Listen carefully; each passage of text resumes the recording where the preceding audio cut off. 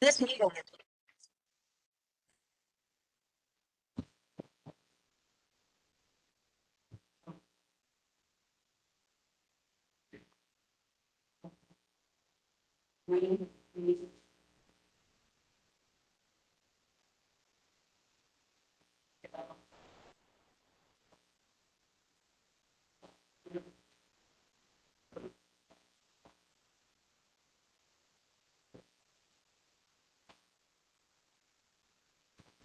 You got to turn yours on.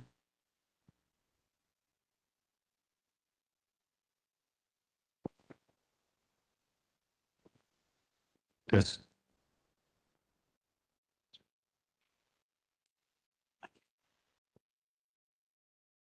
Thank you, James.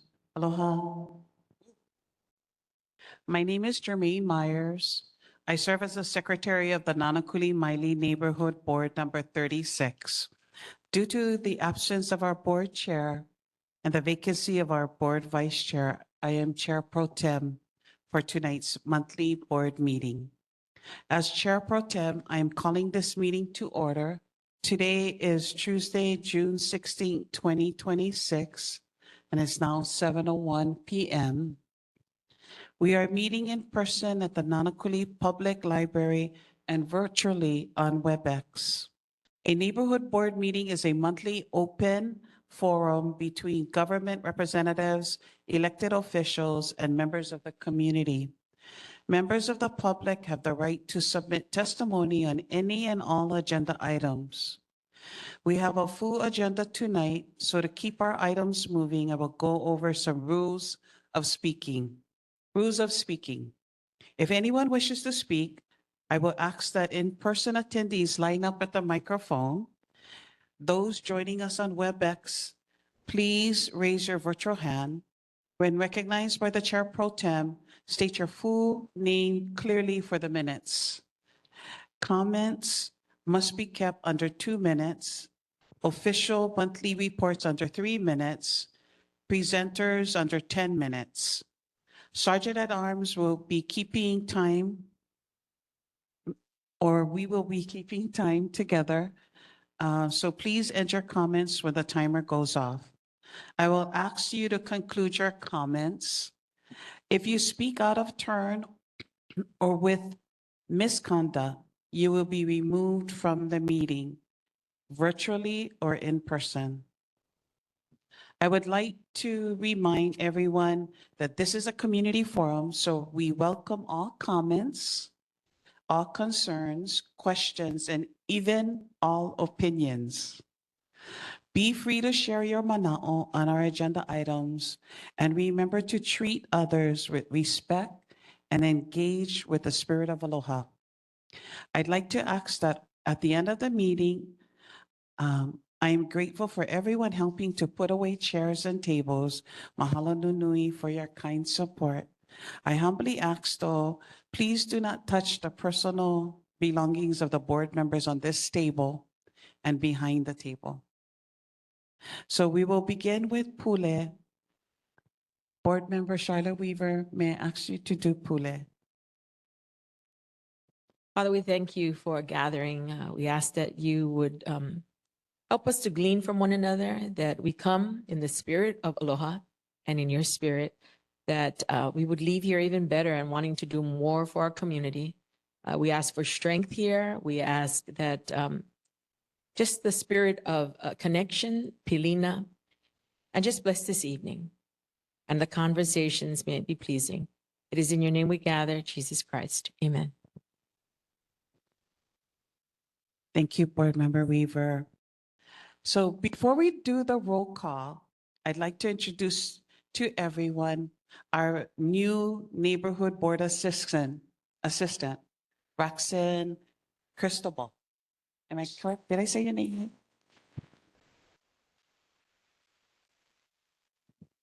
We appreciate Roxanne is serving our board, and we look forward to getting to know him better throughout the rest of our term, which ends next year in July of 2027. So board members, starting from my left, with Mapuana, starting from my left, please introduce yourself and tell everyone, since we are the Nānākuli Māʻili Neighborhood Board, do you reside in Nānākuli or Māʻili? So please speak and introduce yourself into the microphone for the minutes. Mahalo.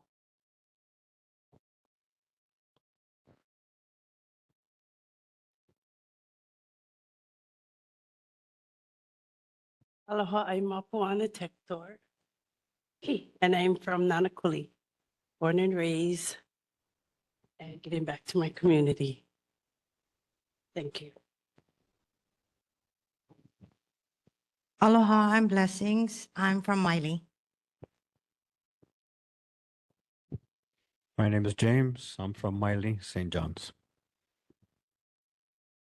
I'm Jermaine Myers. I live in Nānākuli.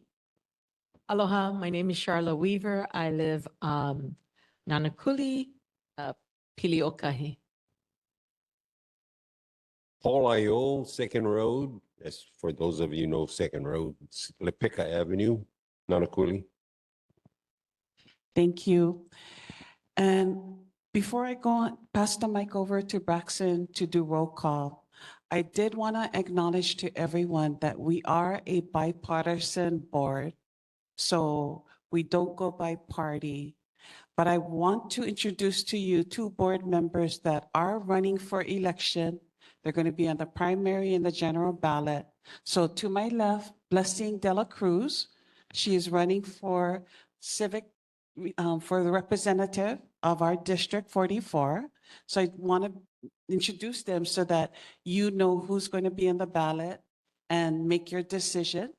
And then also Charla Weaver, she's also will be on the ballot for District 44 representative. So it's really important to get involved civically.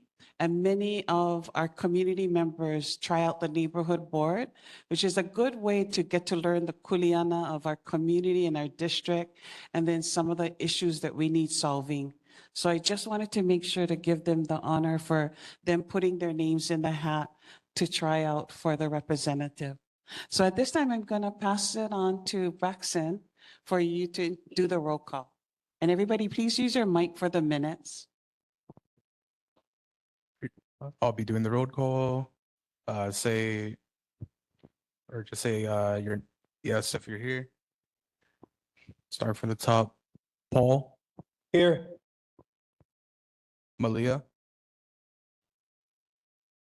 Malia's absent. Mapuana, Here. James, Here. Blessings, Here. Mark. Mark is absent. Sky. Sky is absent. Charla Here. and Jermaine. Here.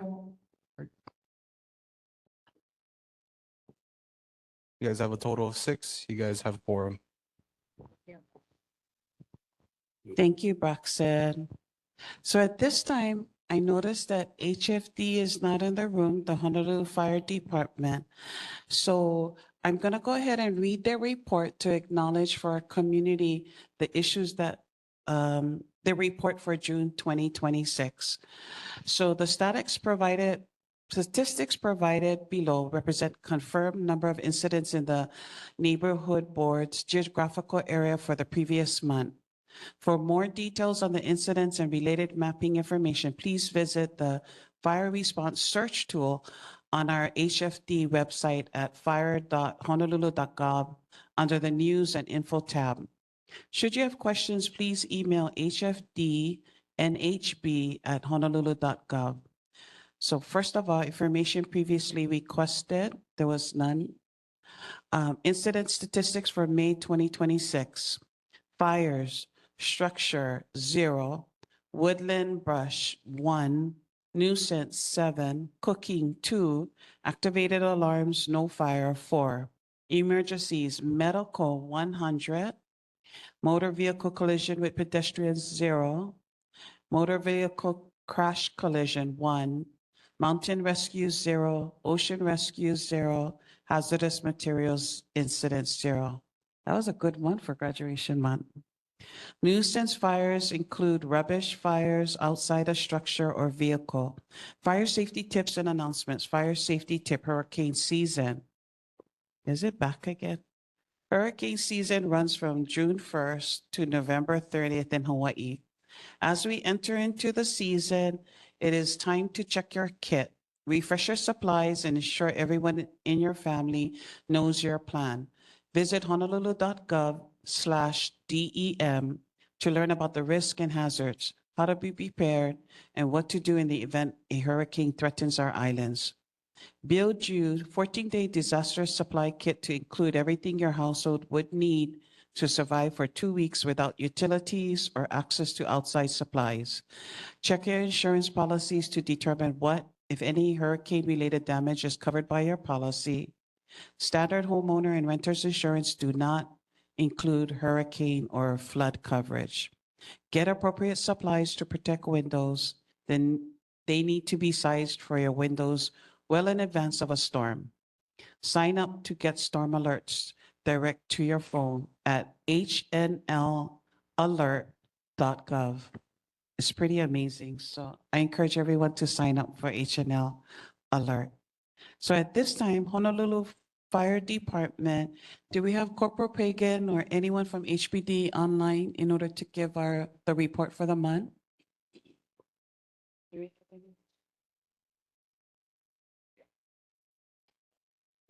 Huh? Okay, go ahead and unmute yourself, please. District 8 Community Policing Team. Online with me is also Sergeant Fumi Moroka. The statistics for the month of May in the Nānākuli Māʻili area.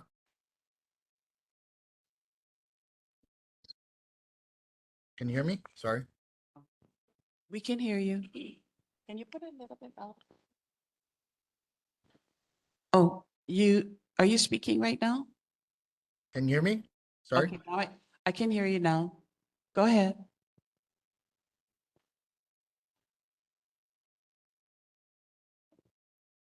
I hear you when you say, can you hear me? But then I don't hear Hear me, anything okay. else after that. For the statistics. Yes, can you hear me? We hear you when you ask us Sorry, if we. the statistics for the month of May.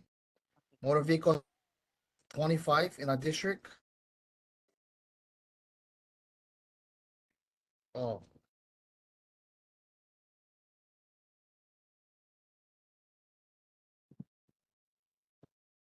Corey, you want me to give the report? You're in and out. can you hear me now? Yeah, we Major, heard you start. Is it good? share. Yep.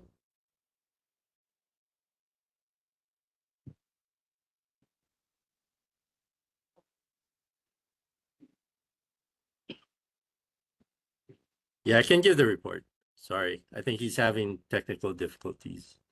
So for the month of May, Can you hear me? motor vehicle thefts, 25 in the district, 2 for Nānākuli. Burglaries, 25. Nānākuli had 6.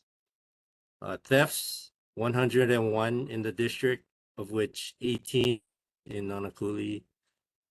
Unauthorized entries into motor vehicles or car break-ins, 19 in our district. There's 1 reported in Nānākuli. Total citations issued was 735. Total calls for service, 9,497 in our district, 1,400 in Nānākuli. I sent the report to Malia. I guess she's not in today, so I'm not sure if you got it. I can send it to you if you want to receive it. Thank I you for just need an email. report. You have anything else to share before we ask anyone for questions? So I'm trying to look up the exact date, but we did do a evacuation drill with Pastor Alan Cardenas of Nānākuli Church. Also present were Red Cross, elected officials, Darius Kila, others, everybody else who was at the Nānākuli High Shelter at the Kona Lowe's when it was opened. There were some issues that we discussed from the last openings that they experienced. So it was a good rehearsal for the next time that the shelter is open. So, yep, I think we're much better prepared now, and everything's set to go. The hurricane season we're in now. It's what is that? El Nino year, so it's going to be an active season. Knock on wood. We will be prepared though, so yep, just wanted to let you know. That's all. Any questions, concerns? Thank you. Does anyone in the room have, any community member in the room have any questions for HPD? You have a question? Please come to the mic. Please give us your full name and then go ahead and ask your question.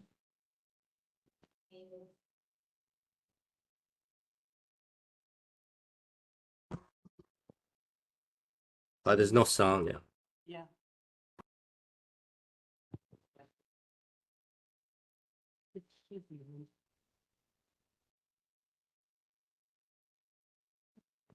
Hey, Jane, you wanna? Hello. Hi. I can hear you now. Hi, my name is Colleen Gear. I'm a resident of Māʻili Cove. And my question for you and your department is the noise emanating from the illegal exhaust going by our property is excessive, to say the least, well above the decibel limit. I do have a decibel reader that I've been recording. My question is, why do our patrol cars for this district not have decibel readers in them so that our officers can enforce the laws that us as taxpayers pay for that service? Yeah, thanks for the question. So you're correct. We don't have decibel readers. I'm not sure how we would get those. I believe Department of Health is the ones that have decibel readers, but they're for, from what I understand, they're for like complaints of noise. They would handle that. But so the law for vehicles and music is if we are able to hear within 30 feet, then that's considered excessive, and we would we've been doing citations and enforcement for that. But as far as exhausts, are you talking about vehicles or mopeds? Both the exhaust and the music coming from the vehicles can be heard well beyond 30 feet. Our property is well beyond that, coming off Farrington, also from the park adjacent to our property. And there's been no enforcement. We call repeatedly. If they show up, they might show up, but we tell the dispatcher, please let the responding officer know that we want them cited. I was on the job in New York, so I'm very familiar with this, and it's just sad that we have to be kept up at all hours of the night, 3, 4, 5 in the morning. We don't feel like it's fair, and we're asking for better enforcement. So that was brought up previously. I believe if it wasn't the Nānākuli board, it was the Waianae board, and it was brought to the attention of the patrol watch lieutenants, and there was more enforcement being done. I'm not sure if that includes the specific calls that you made. Witness it or observe the violation, yeah, in order for us to, for the officers to give a citation. So Understood. if you give a good description and they are located, then the enforcement should have been done. I'm not sure specifically what happened with your report, if you called it in and they weren't able to locate the vehicle, or It's several Is it- times a week and every weekend that we go through this. And like I said, as a former police officer, while on patrol, I think if we had decibel readers in the cars for our officers, as you're patrolling and you hear an illegal exhaust well above the decibel limit, you could then initiate a stop. I understand you have to have PC, probable cause. I get that. And then at the stop, they could test the decibel level and write it and defend that in court because you have a calibrated instrument to defend, right? So that's what we're asking for. And I've looked up the cost of those. It's minimal. $400 to $700 for a reader.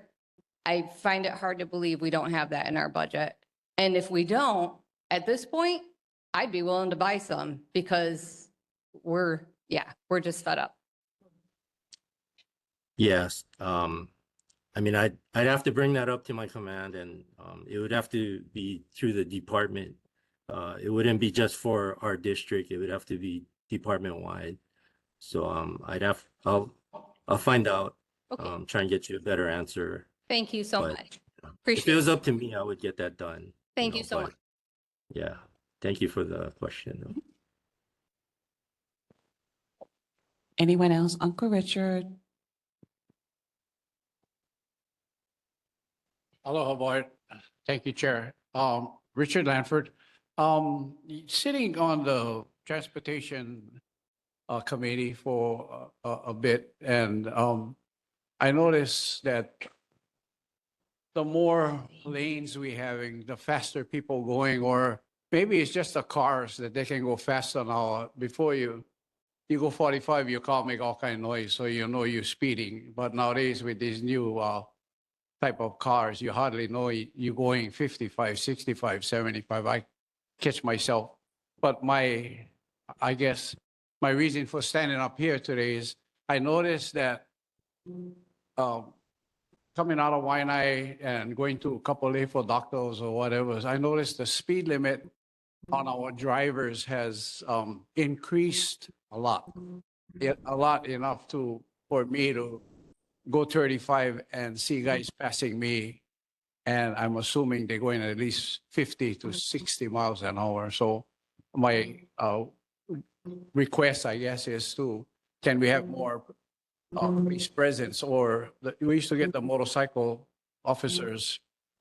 Maybe they wasn't giving anybody a ticket, but just by them being, standing on the side of the road or whatever, it would slow people down, because we're having so many accidents and so many people really getting seriously hurt and stuff with 6 people, 8 people, we losing our community. So whatever help you guys can do, and I know it's stacked up, but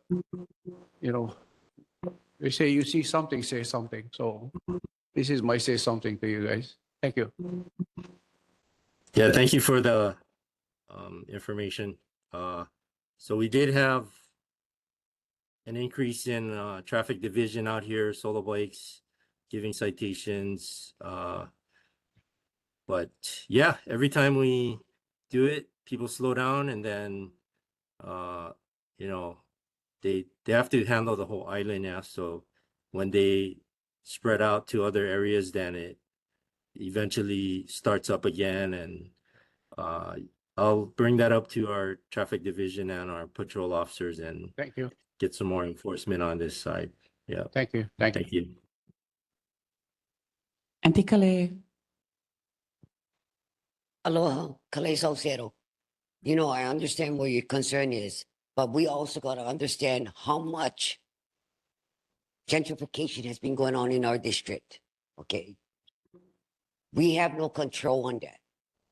But I thank the police HPD for doing the diligent responsibility. But we all got to understand when they give them tickets and they go to court, the prosecutor, and the thing get thrown out. So you can have them back on the streets as repeated offenders. So they're doing the diligent responsibility. What is the city going to do? So as for the concern you folks said, this is where we bring in our councilwoman, because they need more tools. exactly what the tools she had mentioned about. To get the tools is get the fundings. And I believe our police officers need that so they can patrol and help and deter unethical bad behaviors. So when we go up to the city and county and ask it for money, make sure it's for the good cause, not for panda bears. A good cause. It's the well-being and safety of our community. That's important. Because gentrification is not going to stop, honey. It's not going to stop. But it's up to us to speak out, to make sure we are being heard. So they do not compromise the well-being and safety of our community and our children and generation to come. So you have to stand up to make it strong. You have to stand up. You can't sit down. And I'm thank the board because the board has been fighting for a lot of well-being and safety. So, mahalo, that's all I wanted to say. And HPD, do the best you can until we fight for the tools. Mahalo. Yeah, Khalid, thank you for supporting us and providing that information. Yeah, we do try as much as possible to keep the streets safe. So, yep, I will bring that up and we'll do our best. Thank you. Aloha Nānākuli board, Pikachu shall be Go back. ahead, Pikachu. I don't have my glasses on. They're in the mail. I think they're coming in from China. Just to let you know, shipping took forever. Amazon, they promised me it's supposed to be here in Nānākuli, my PO box. It didn't arrive till like tomorrow. So I'm going to see the police chief of police tomorrow, but I'm confused because I don't trust David Lazar. I was the only person testifying from the west side. And this guy is going to get confused. Mauna Kea Road, he's going to think is on Big Island. Halakala Road, he's going to go on Maui. How is this new chief going to find his way when we have our own issues? You know, there's violence, there's a lot of stuff. We did pass SB 49. Shout out to Department Sharon Hurd here. So we do pass things out of here from 96792. And I'm not sure what I'm going to say and confess tomorrow to the chiefs, but Chief Roddy Vanek gave me the thumbs up. So we have to protect our west side. I'm glad you guys are here working with the board so we can actually figure stuff out because your board's way more efficient than ours and Y&I. Thank you very much.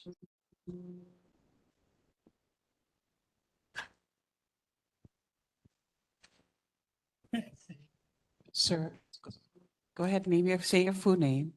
Hi, my name is Raymond Doak. I live in Māʻili Cove. My question, I guess, is two-part. We live right next door to Māʻili Beach Park, and the parking lot is literally about 40 yards from some of our front doors. And the kids come and park in there at all hours on the weekends, like till 1, 2, 3 in the morning. And we have decimal reports of 90 decibels, 91 decibels from in front of a front door on our building at 1 in the morning. And so it seems like we should be able to send maybe an LP there that so that they wouldn't see a blue and white coming, and we could run them out of the park at, I think they're supposed to be out of there at 10 o'clock. So anyway, that's one part. The other part is all the scooters running up and down the highway on the sides of the roads and then cutting in around stoplights. And I think that we should have a little more patrolling on that. And I understand it's hard. You guys have a hard job, and I appreciate you so much, sir. Thank you.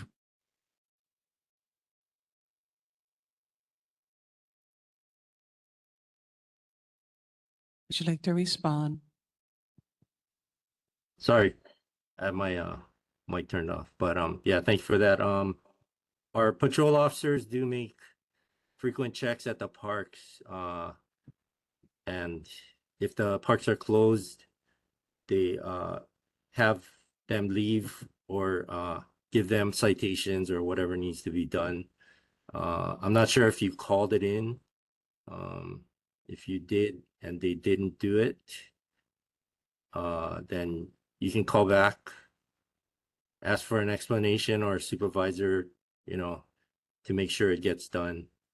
As far as scooters, we do have enforcement planned, and patrol officers should be doing enforcement, but scooters, e-bikes, all that, e-motorcycles, we do try and do enforcement. Sometimes they run.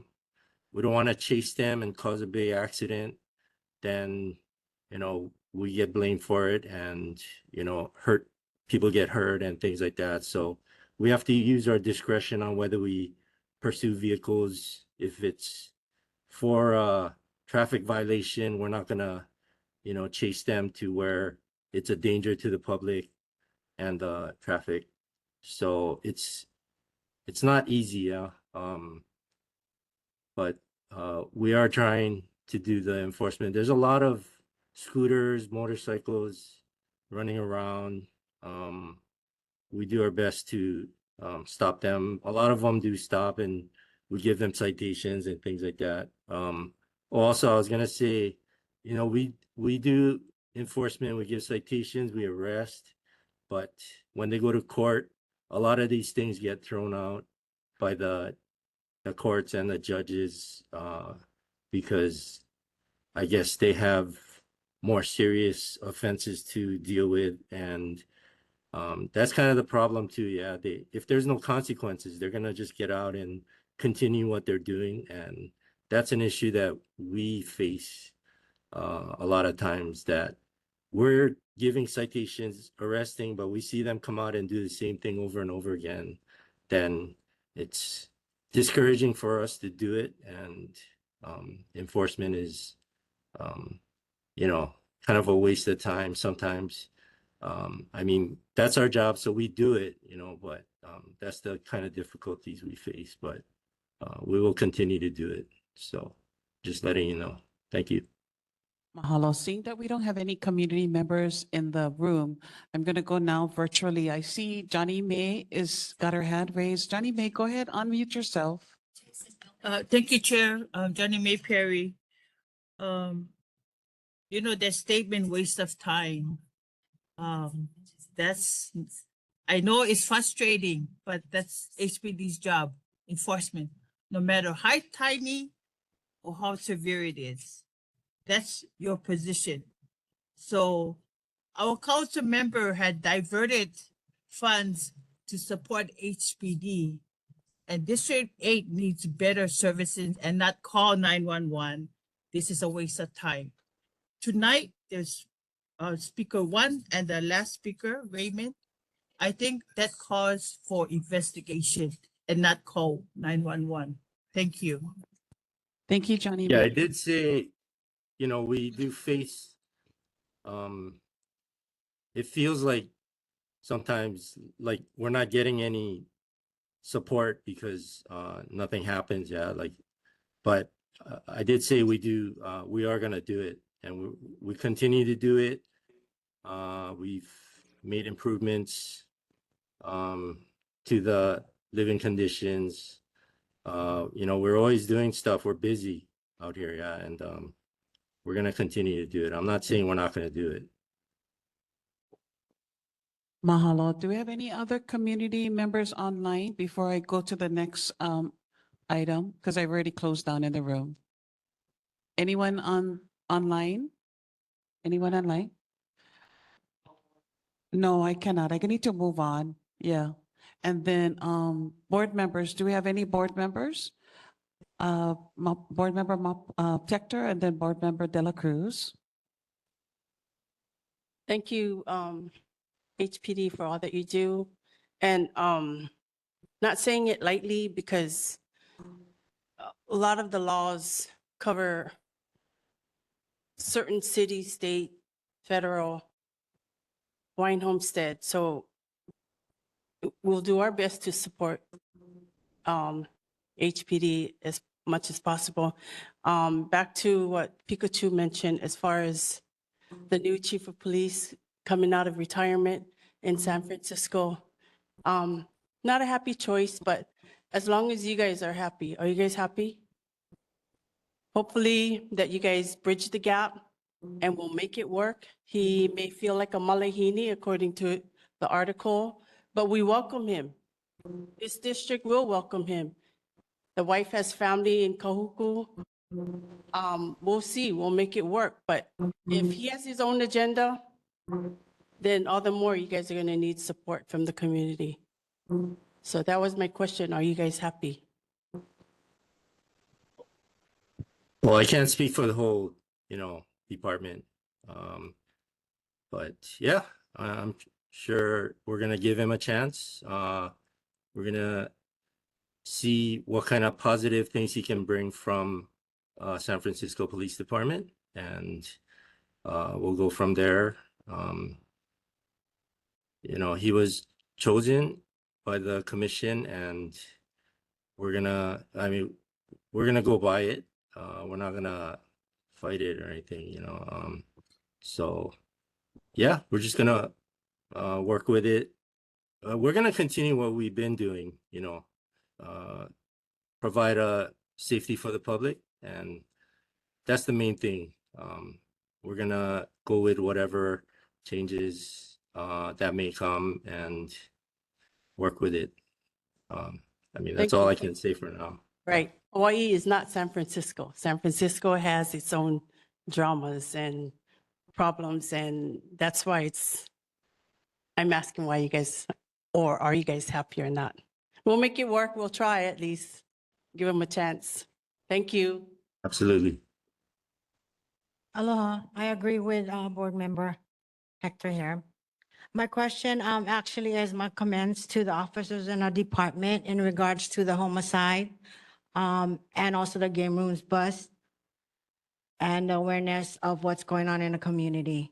I'd like to extend my mahalo on that. My question is if we could get more corners directed on this side, because I believe that there's only 3 on the whole island, and that may help in regards to the high volume of the homicide that's facing us on this side. Is that possible? I'm sorry, increase in what? The corners that you guys, HPD calls in. You said coroners. Medical examiners. I can't speak for the medical examiner's office. That's outside of the police department. Yeah, we work with them, but we have no say in personnel of a different department. So I'm not sure who you would suggest for that. Who you would reach out to for that. Maybe I would give an example. I was facing a homicide and it took about 4 to 6 hours for one of them medical examiners to come, while at least 5 HPDs on shift had to come. That's a strain on our HPDs here on this side. So I was hoping that you could relay it to where somewhere up above that we request on the community service side to not strain our HPDs here and upboot their staff. Thank you. Board Member We'll Ayu. bring that up.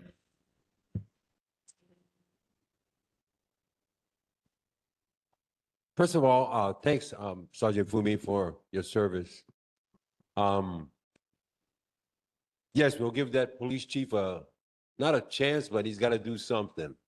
So the commissioners that selected him are the go-to people, I would assume here now, that they selected him based on his record and his information, his knowledge, experience, and all that. The only thing he does bring is the police department that he was at is larger than ours. So I'm assuming that he had more personnel in that department than we have in our police department. So the biggest thing that he's here for, if you all looked at the issues, was manpower, not equipment power, manpower. Now, manpower is a lot more strong than equipment for now. But along with what you're saying, ma'am, yeah, we don't have the equipment. So that'd be another issue, manpower, equipment, everything that they're needed for our police department to be efficient. Efficient, not only efficient, but probably experts later on. But there's one thing that they have used, it was used for the fireworks violation, the drones. They use the drones to capture people, you know? But it's over public property. You gotta fly the drone over a certain area. There's drones, and there's airspace that you cannot fly the drone in. So all those rules gotta be tested. And I think the military know about drones too, but you can use a drone to enforce laws too. They have for the fireworks. People who did go wrong on that night, I believe, some of them got notifications in the mail, according to Lambert, not Lazar, but Lambert. Okay, he says people are going to be coming to court because they got issued a citation via the mail. So that's another way to battle that noise complaint. So I hope that Sergeant Fumi sees or knows that that's one of the things that they need, equipment, besides manpower. That's all. Thank you, Chair. Thank you, Chair. Thank you.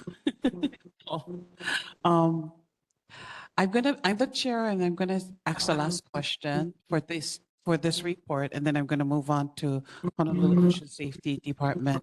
So earlier you reported about the evacuation exercise that you did with Pastor Allen, Nānākuli Protestant Church. So my first question is, was DEM involved in those practices, or just HPD and those that you were saying that were part of the Konalo evacuation at Nānākuli High Intermediate School? Some of our board members went there as well. So as far as to assist or to support Pastor Allen's support of the evacuation site. But I also want to know, is HPD or who was taking the lead on it? Was it Pastor Allen? Are they able to give a report back to the neighborhood board so that we can understand what is going to be improved? Because we saw some issues at the high school with Red Cross and the lack of DEM staff being there as well. So can you tell us more about that, about the evacuation and who spearheaded? And is there a report that's going to come back to the neighborhood board so that we can understand what was done in order to prepare for future evacuation? Mahalo. Yes, DM was also present, and everybody that was at the Konalo evacuation shelter was also present. But Pastor Allen did kind of organize it. Him and his CERT team, they and American Red Cross, I guess, were the leads to scenarios that they put together to test the procedures and what would be done if that was experienced. So I can reach out to him and see if he wants to give a report next time. Thank you. I appreciate it. And thank you. Please know that myself and my family and many of our board members and community members do appreciate all of you at HPD and what you do in order to protect and serve our community. And although things may not turn out perfectly for some experiences, but we just want to know that we understand that it is a privilege to call 911 and to have one of you in uniform come to help us and assist us during our time of crisis, whether it's domestic, whether it's criminal, whether it's civil. You've always been there for us, and I'm hoping that the new leadership can see how much many of you local HPD officers have been here for many years and serving our community and putting your lives on the line. So I just wanted to reassure you that we support you, and thank you for coming each month to give us a report and kuka with us. Mahalo. Yep, appreciate the support. We will continue to provide the best service possible. We have a lot of good officers, and we'll provide whatever services are requested of us, and we'll continue to do so. So thank you. Mahalo. And so now I'm going to call Honolulu Ocean Safety Department, Kelly Crone. Notice he's not in the room. Is he online? If he's online, can you raise your hand and unmute yourself so we know if you're going to give a report online this month? And if not, we're going to move on. No more. Usually it comes in person. Okay, so we're going to pass on Honolulu Ocean Safety. And so now we move on to Agenda 3, City Emergency and First Responder Monthly Reports. So that's what it's titled. Okay. So officials monthly report, city officials monthly report. Mayor Rick Bangiardi, representative. Do we have one? Hello. Can you all hear me? Thank Brianna, you. I'm online.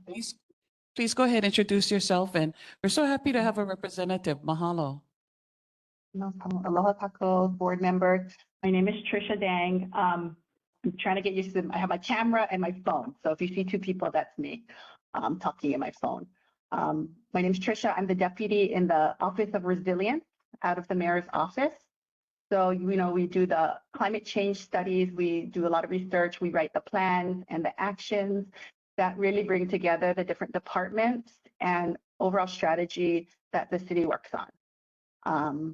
I am your new representative, so I'll be here every month providing the updates. So thank you for having me. Okay, I mahalo. can start. Are you done Okay, with your so report? it's just, no, I just think if I report, I have three things. Why are you coming in? So Go ahead, continue. Okay. I think you'll hear from the other council member representatives. You have the federal aid deadline coming up in June 14. I'm sure you'll hear more. The point in time homeless survey did get released last month, and we saw a decline in unsheltered individuals. I know that was a big discussion earlier in the year.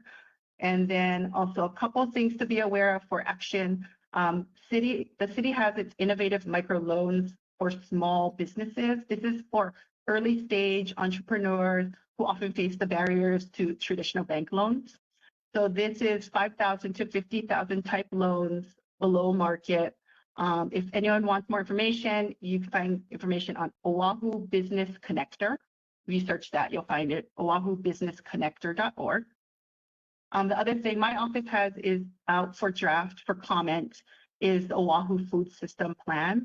This is the first ever food plans for the island. It's a holistic look at what things the city could actionably do to improve and extend our access across the board, from farmers to distribution to the way we eat and dispose. That can be found on our website. It's a long one, resilient, oahu.org. Food Systems Plan. I'm sure if you put Honolulu Food System Plan, you could also find it in a search. Comments are due by June 30th, so coming up. That's all for me. Thank you. Mahalo. Anyone in the room? Go ahead, Pikachu. Pikachu, before you introduce yourself, I'm giving everyone who's running for the election just to say your name, not a campaign. Can you describe, share with everyone what seat you're running for? Hello, my kako. Pikachu Shelby Billionaire live without glasses. You can see my eyes. So it's be Master Billionaire for all of you. OHA trustee at large. There's 15 of me, but I'm the one pulled together that actually attends the meetings. The other people don't, so I'm here. Mayor's rep. So Pikachu Shelby Billionaire. I love the mayor. He actually came to the city council meeting last time because is he going to veto the budget bill? It was 4.6 billion, then it jumped to 4.97. I know he was negotiating for Kung Fu Panda. They're changing the zoo directors over, and they're not really acknowledging the money because it's 4.97 billion plus 1.16, which is $6 billion for city and county for Honolulu. And I hope the mayor is going to veto that budget bill so we can rework the numbers. Do you know what's going on, the status with that? Councilmember Topola is here. I'm going to let her respond to that. The mayor is in coordination with the council members. I can bring that back. I think it's a work in progress. And everyone's been talking. Okay, great. Yeah, Bill 2223. If they don't want to negotiate, I just say play hardball and veto the bill, and then we can rework the numbers. Thank you very much. Thank you. Everybody who wants to speak in the room, please go stand in line because I want to be able to move it along. Auntie Calais, you're going to speak. So while they're giving the report, if you know that you're going to want to have a question, please go and stand by the mic so we don't have to wait till you walk all the way over. Aloha. Go ahead. Lake Auntie Calais. Salcedo. My question to the mayor is, because of the corner law, his town hall has been canceled. So when is he going to hold a town hall in our district? So he can see the community and hear the community.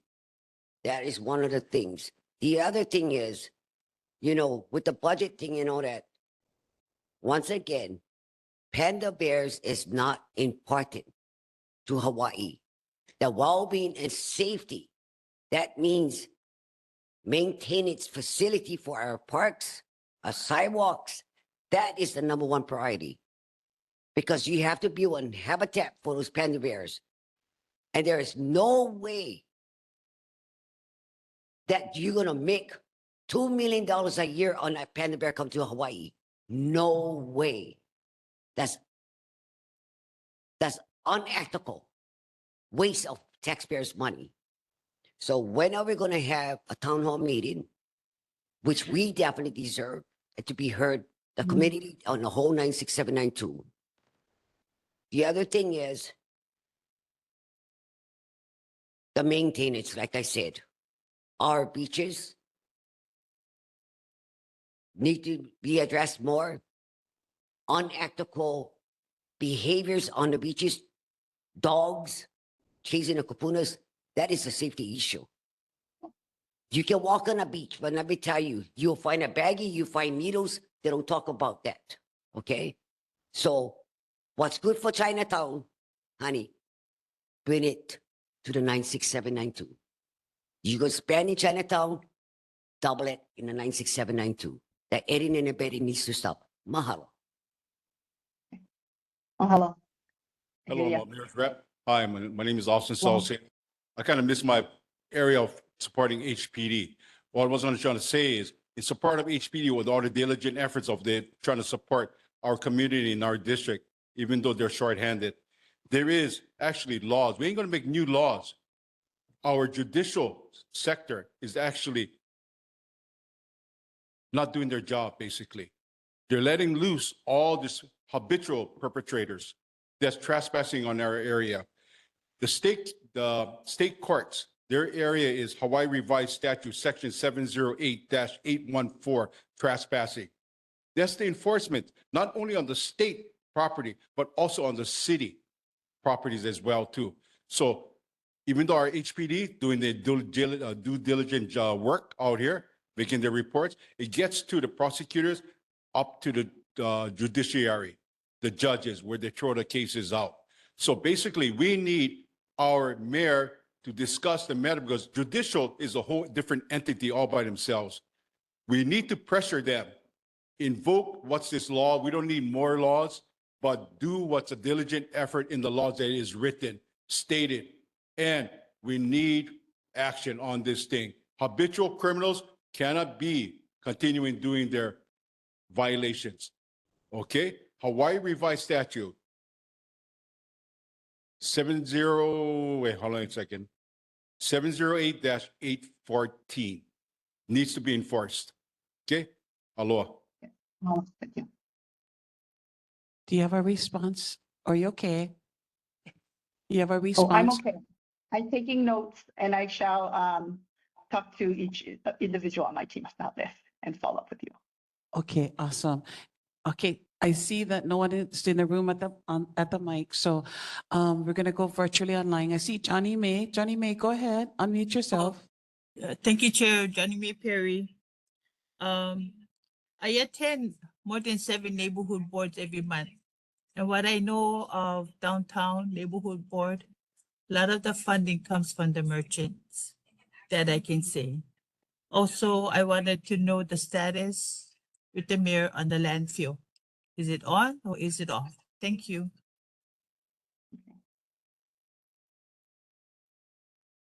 Thank you. I will report back. Okay, anybody else? Anybody else online? Okay, go ahead, board members, anyone on the board members? Okay, board member Tector, then Dela Cruz. Hi, Mapwana Tector. I need to know, seriously, when our mayor will have to put us on his agenda to have that meeting within our community, because the Konalos did bring out a lot of questions, and people are still doing application processes, let alone cleaning up. And to ask the question of the mayor and his team is very crucial, because there are many line items that's missing.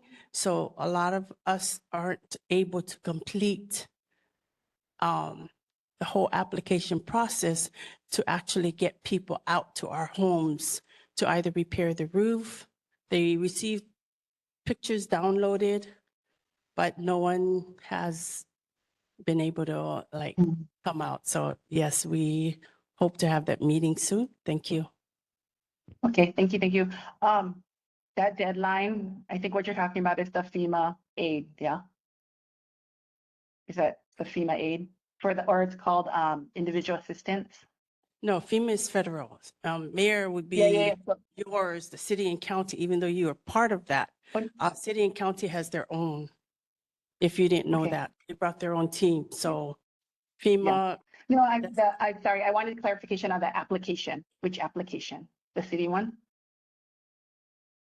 I completed the FEMA, I completed the city, but I still need to conclude it to the point where now someone physically will be coming to my home. Okay. Thank you. And that's for other members within our community. Thank you. Aloha, my name is Blessings. I'm giving my name again because I spoke with the mayor in this regards to my question with you now, and I'm directing it with you. This is in regards to the 7 historical plantation homes in Eva.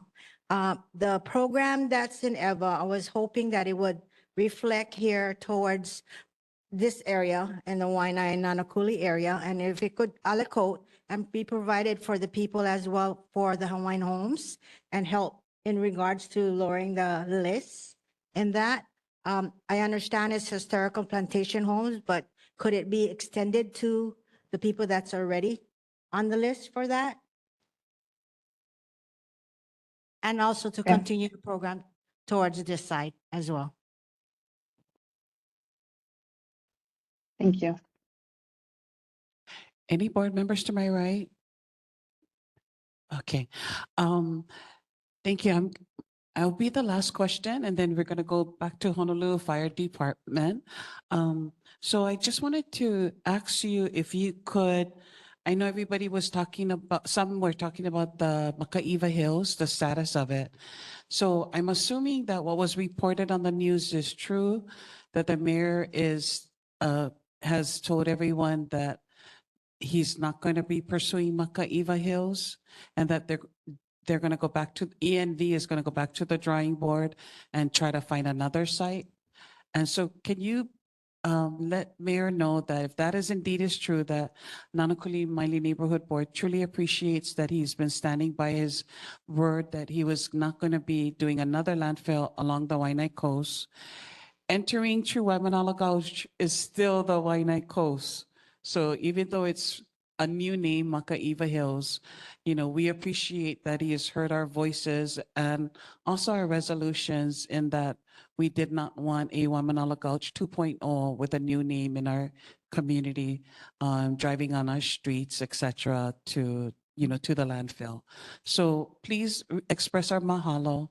But if you can come back next month with an updated report about what is the next steps that he's taking, and then also answer the questions that our community members and board members had conveyed to you. So mahalo for coming tonight, and we look forward to seeing you each month. Same Mahalo. here. Thank you. Thank you. Now I'm going to go back to Honolulu Fire Department. I gave the report that you sent to NCO, but yes, so I read it to everyone, assuming you guys were on a call. But what I do want to open up to right now is any of the community members, online members, or board members have any questions for you? Because I certainly do have questions. So any community members in the room have questions for Honolulu Fire Department? Auntie Calais? Aloha, Kalei Saucero. You know, the Nānākuli Mountain had just had a fire, yeah?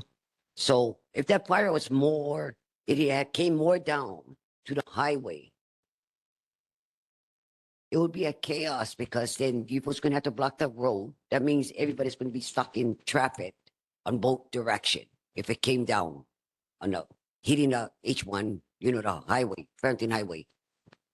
My concern is, I understand you folks has to respond to the fire and everything. We call 911 first. But with that happening, it brought me back to what happened on Maui. When they would block the roads, people were trapped. They have to drive to protect and save their own lives and their family. So we're only one way in and one way out. That is a big concern. So when fires like that on a mountain, do you folks call for extra enforcement like for the Army or something? Or do our city council call to open the park here, Kolikoli Pass?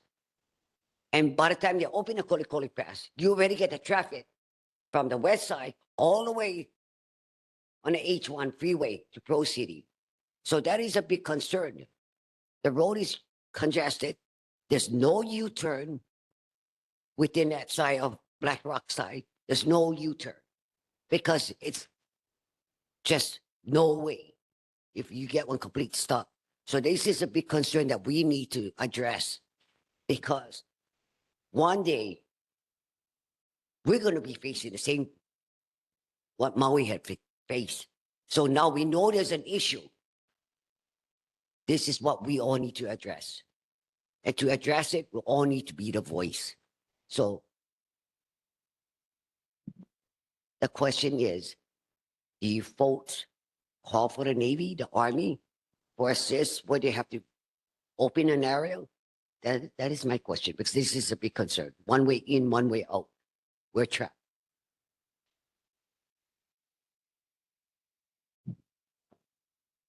Good evening, everybody. Kevin Callion, Nānākuli Fire Station, Captain, Second Watch. For that You incident, can I put the believe, mic out and so you can talk. Yeah, there you go. check, okay. For that one incident, ma'am, they were counterflowing on the Mackay side road. For larger incidents, that would be up to our battalion chiefs and hires above as far as mutual aid. We do work with HPD and EMS when those things come into play. But that question, I can get a better answer when I send it upstairs.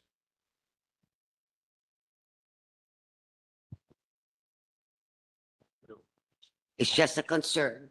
But the thing is, you folks are our first responders, just like HPD. So Yeah. to protect us, to make sure you folks have the protection too with HPD along. So that's a big concern. So maybe the departments need to meet with each other, whether it is. Auntie Calais, I think that's a mayor's issue because he oversees all the departments. Yes, I he think does. we're on Honolulu Fire Department and we need to stay with what's within their scope of work. And I think giving them our wish list or putting onto them things that should be handled above by the mayors is kind of maybe being yeah. So I just don't want to give them the kuleana because I'm sure they want to respond to each of our requests, but I really want you to isolate and everyone to isolate your questions specifically to the department that is giving the report and not giving them our wish list for the peripheral, and things that may fall under the other, whether it's DEM or any of the other city departments should really come under the mayor. So we did the mayor's report. So if anybody else has any questions Thank you. for Honolulu Fire Department? Anybody else? Anyone online? Okay. Any board members? Board Member Dela Cruz. Aloha. I want to commend your department, and I wish I could give you more than 3% that was allocated to you guys. You guys really deserve a little bit higher than that. Mahalo.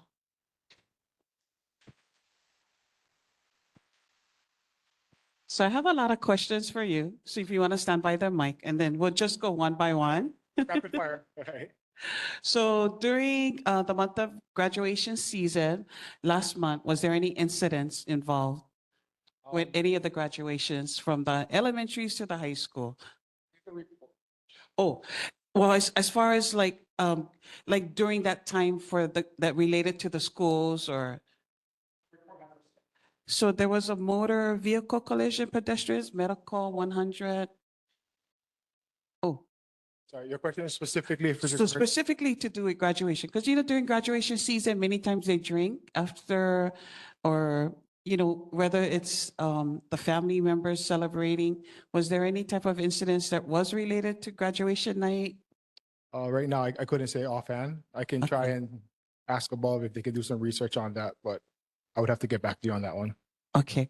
And then there was some activated alarms, no fire, cookie nuisance, etc., wildland brush. Were there any loss of lives for any of the incidents that were reported in May?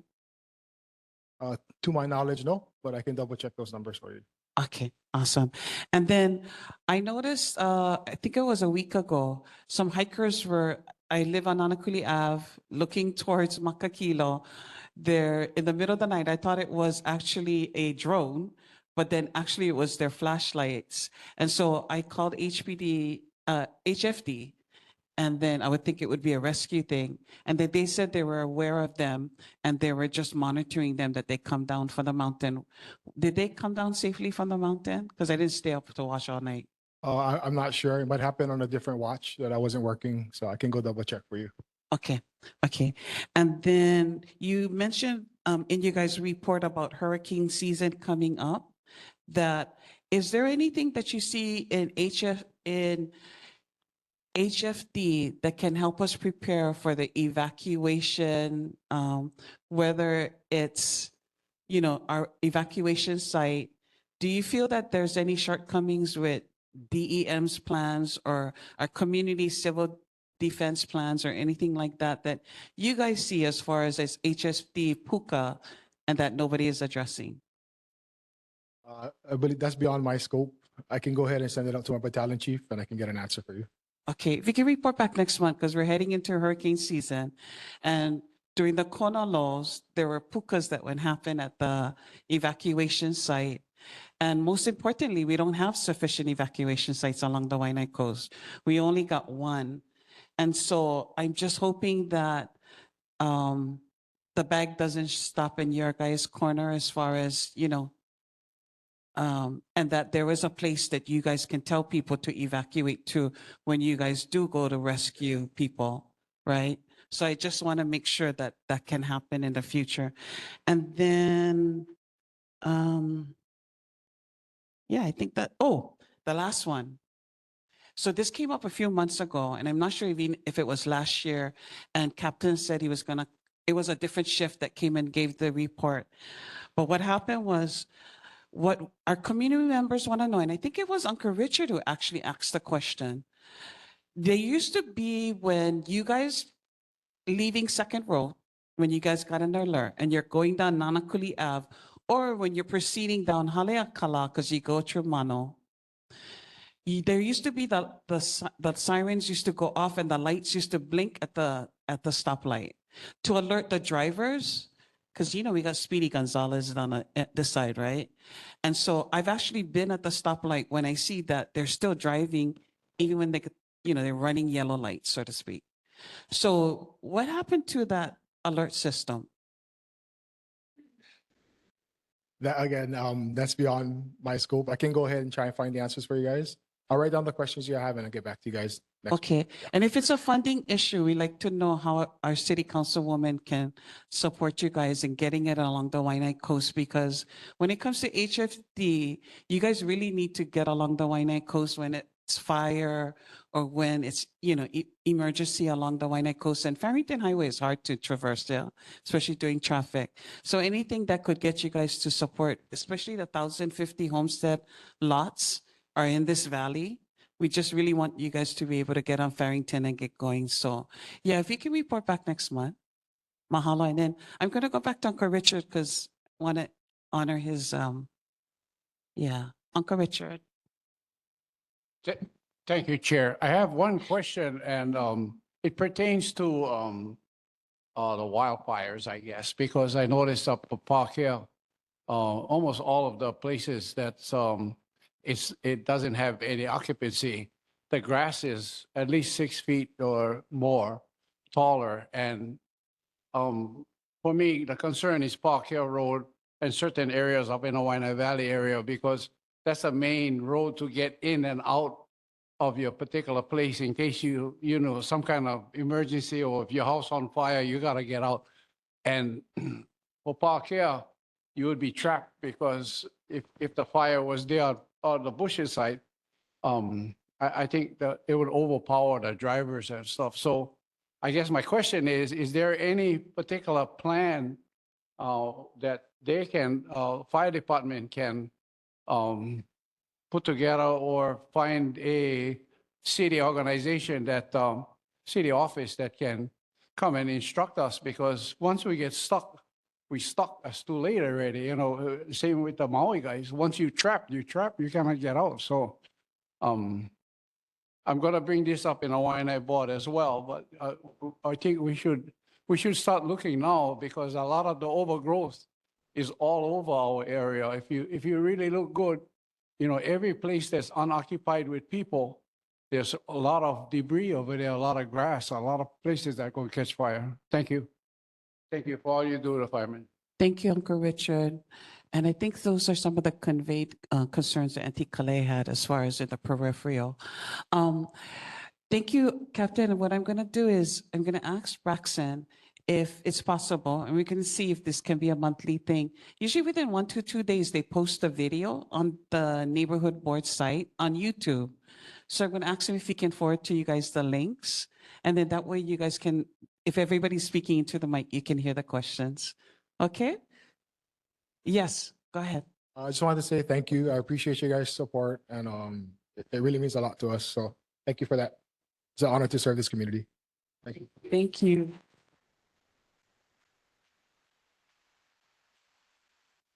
Mahalo.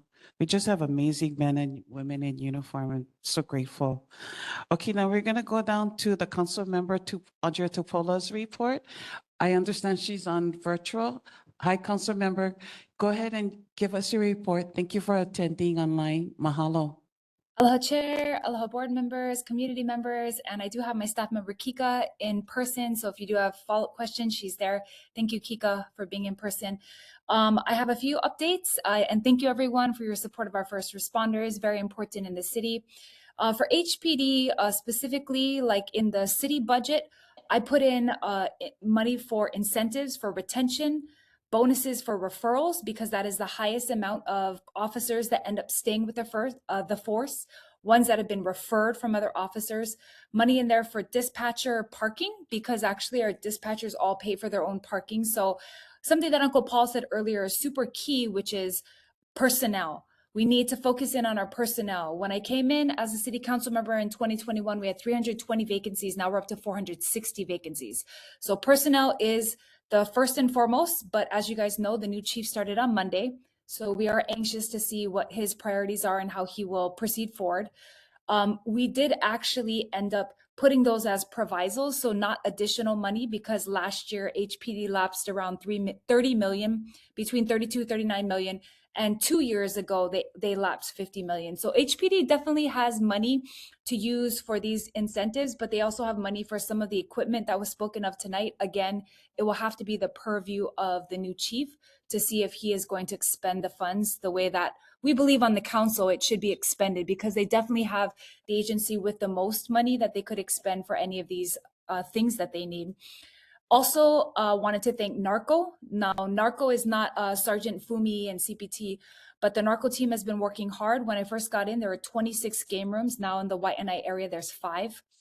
I also wanted to thank Corporal Pagan. He is over the school resource officers, and it is official. Thank you, Uncle Paul. It's official. 3 school resource officers will be starting at Nānākuli High School this coming fall. So from January to May, we had 3 in Waianae, we had 3 in Kapolei, 3 at Kamuki High School. So this was an effort that I put together with the DOE as well as DHR, our Department of Human Resources in the city, to get 89-day contract hires. So we are not taking any officers off the street to do this. And the last cool announcement for HPD is the 2nd floor of the station is done.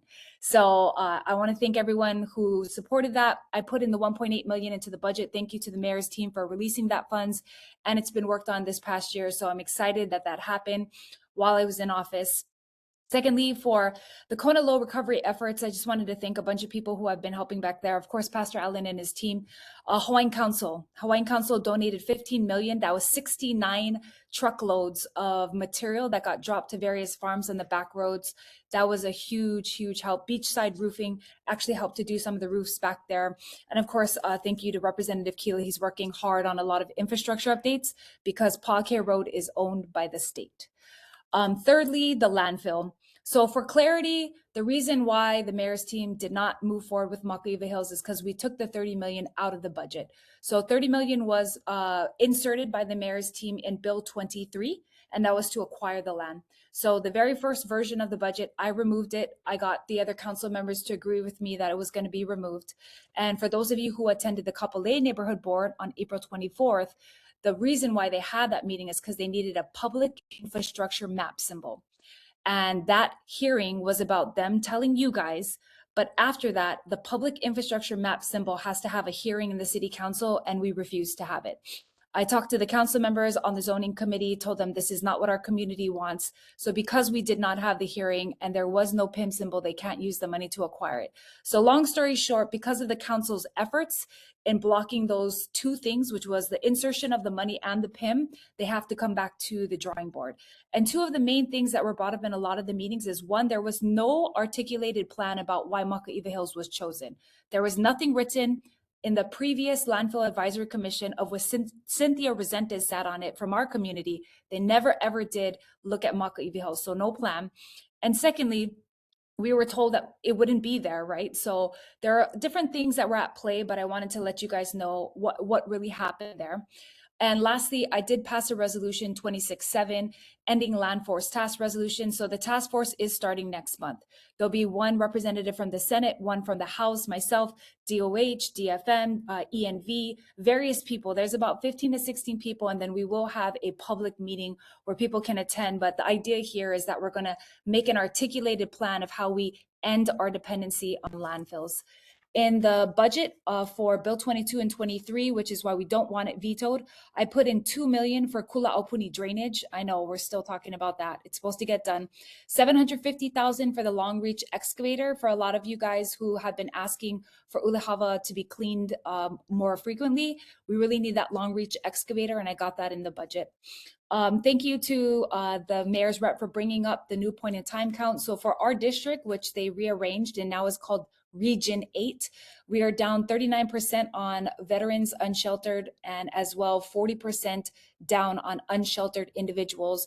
As you guys know, my efforts have been for each of the beach parks, and I really wanted to shout out Paradise Chapel because they are hosting Restore, Reconnect, Revive, and actually it's Auntie Gail and AJ that are leading the charge, who both of them go to ARCA Safety. So we just wrapped up our 8th cohort 2 weeks ago, and without the community and the church's efforts, those numbers for unsheltered wouldn't have come down. Lastly, the question was about the veto. In 2 days, you guys will know if the mayor is going to veto Bill 22, which is our operating. We don't think he will, but we shall see. The things that we put in there that I really want to stay in there is that we put in extra positions for the prosecutor's office.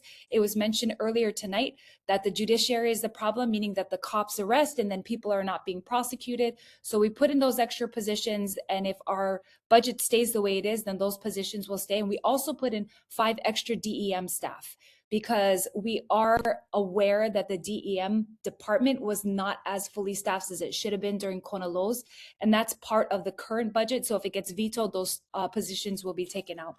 And that is my report for tonight, and I am open for questions. Thank you, Councilmember. I want to start online. Johnny May, go ahead, Johnny May. You can unmute yourself and ask your question. Thank you, Chair Johnny May Perry. Andrea, I know there was a resolution, someone brought up about Corona housing. And the resolution I saw that the city, since the mayor have been taking office, have not really focused on that housing for a lot of reasons. One of them is historical reason. So there was something I saw that they want to transfer it to DHHL. Now that's kicking the can down the road for DHHL to deal with the rules and regs about historical homes. That's number one. Number two, department needs to be accountable when there's a lawsuit. If a particular department is sued by the public for $20 million, that 20 million should come out of their budget. Yeah. We need to hold people accountable. Regarding the landfill, okay, so you having an advisory, you creating advisory to look into lower landfills. So what probably will happen, it will go to the state legislature for appropriation. So my question to you, who from the Nānākuli board or district will you appoint to that advisory board regarding the landfill? Because I know very well that community and the board gave you full support. So I want to know from you, who from that neighborhood board or community would be on that advisory board for the no landfill committee. Thank you. Johnny May, so the first question you asked about historical homes, is this the same question that Blessing brought up about those EVA historical homes? Correct. Okay. Correct. There was a resolution. I saw that went through the city. Okay. So Yeah, it's punting the problem down the road. Let me Okay, get back go to you and Blessing about that. As far as departments handling their own lawsuits, we agree. We have not found a way in the council to tie the lawsuit to the particular department that caused the lawsuit, but we are all interested in that. Thirdly, the Ending Landfill Task Force is like a technical report. So the public meeting that I'm having is going to be in March. So the technical report is basically based on what technologies are available in what countries, how much is it going to cost, how much waste do we make, how much is our contract with Covanta. So the technical report itself actually has to be written by the people who recycle, ENV, Covanta, the guys from Department of Health, Solid Waste Division. There's going to be one representative from the Senate. So what I'm saying is that it's not an advisory. So like, you know, when Cynthia Resentis was on the advisory, that was like them advising the city on where the landfill should go. This is actually a report trying to tell them that there is a possibility for us to not need landfills. There are still people in the city that don't believe me. They think we need to have landfills forever, that this is just going to go on. So we have to actually write this report using a lot of different studies to prove that this is possible, because many people don't think. They're just going to keep looking for different sites for the landfill. So to answer your question, the public input portion of it is going to be next March, when everyone is actually going to present the different technologies that are out there that people think that the city should adopt. Because the city, to my knowledge, because I've introduced many technologies to them, they're not interested. So I want to make this more public so that they can, in front of everyone, see that there are a lot of things out there that we could do that would be better for our community, better for the environment, that are available, that are possible. So again, this is kind of like a report that's going to allow the city and the public to see the research for themselves, that we can get off dependency of landfills. So it won't be picking a site. It won't be suggesting like where it goes or anything like that. Okay, I understand all of that, but you're gonna go to legislature for appropriation, and down the road, there will be down the road there will be an advisory. So I just want to know, because that community, Nānākuli board, and that community has strongly supported you. So I just want to know if there's an advisory board, who from that community would you designate? Thank you. Thank you. Mahalo. Next online, I see Naomi Kuka. I'm sorry if I pronounced your last name wrong. You can go ahead and unmute yourself and then ask Councilmember Tupolo your questions. Hello, and no, you did just fine as far as pronouncing my name. So hello, everybody. My name is Naomi Kukak. I am a resident of Nānākuli. And I know of the task force. I am in support of it. So thank you for doing that, Councilwoman Tupola. I know you mentioned that there's going to be a meeting for the public, but my question, since I actually work in the waste management kind of space and the sustainability space, have you already decided on the industry experts that will be participating in the task force? Will invites be sent out to specific organizations or individuals, or is there a way that organizations will be able to participate in the task force, apply or whatever? So that's kind of more what I'm wondering. We're aware of it, and the company that I work for was wanting to participate in it, but we weren't sure how to go about doing that. So the resolution 26-7, I had to delineate who would be on it in order for the resolution to pass. And so the resolution listed 15 potential people, not names or anything like that. Like it was like expert in the recycling, expert in plastic, expert in waste to energy, et cetera, et cetera.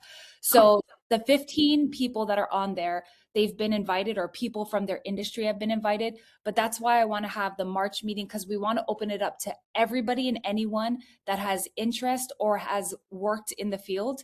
Because to date, I've met with, close to 30 different companies. Some of them are kind of, some of them are very credible. Some of them are out of the country. Some of them are in. So for my office, if you could give me your contact info, we would like you to be a part of the March one, because we want it to be a presentation of many different ideas, many industries. We want thoughts to be exchanged, but a lot of the baseline, like from July to December, before we have this community meeting, it's just going to be setting the baseline. Like, where are we at with our contract? The Covanta one's getting renewed in 2030. How much waste are we bringing in? How much diversion have we done? So it's going to be kind of like us trying to figure out the baseline of where we're at and where we will go. Then in March, we're kind of going to have this presentation, kind of like a showcase of different technologies, and we'd love your company to be a part of it. Yeah, thank you. Thank you for expanding on it a little bit more. So we'll keep an eye out for that. And should we reach out to your assistant Kika or somebody else? Yeah, if you can give Kika your information, everybody who's contacted me, we're making a long spreadsheet so everyone can be a part of it. Got it. Thank you. Thank you.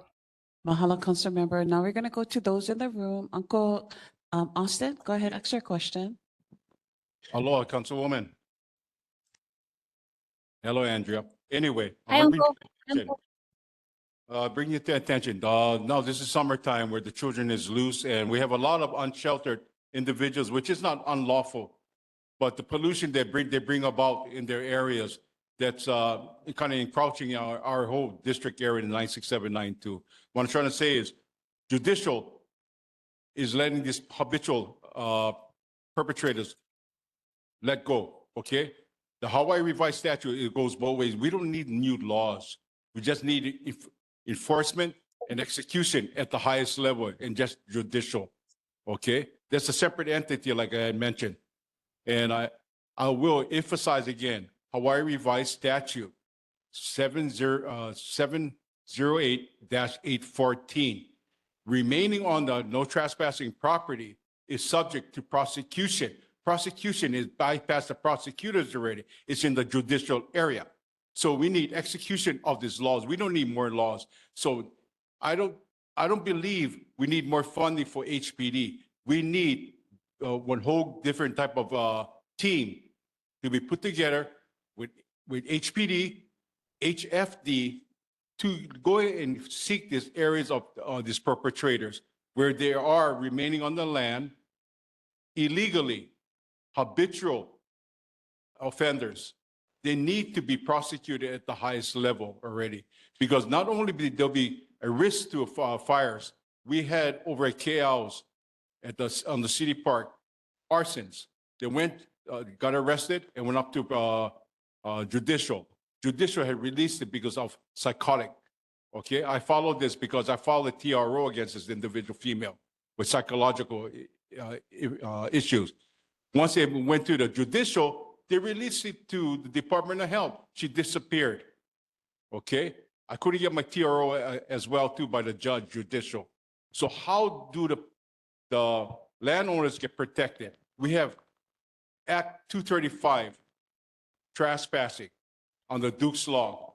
We have money for drones, enforcement on that. So we don't need any more new laws. We need execution of the laws that we have in existence. Okay? So Andrea, put together this force, a team. That's the solution, a team from HFD and HPD.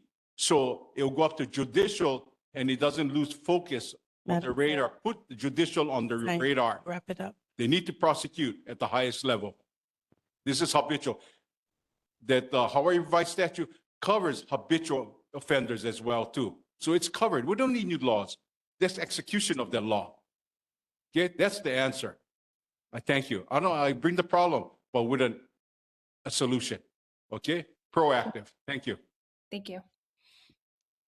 First Council Member, before you answer, I just want to remind everyone that we want to teach the next generation about respecting authority. So can we not speak on first name basis? It's our Council Member Tupola, okay? Mahalo. Anybody else next? Okay, Auntie Calais. Aloha, Councilwoman. You know, the 96792 has a lot of concerns, and we all know we brought it to your attention. You know, the safety, the flooding, our beaches, streams that leads to the ocean. The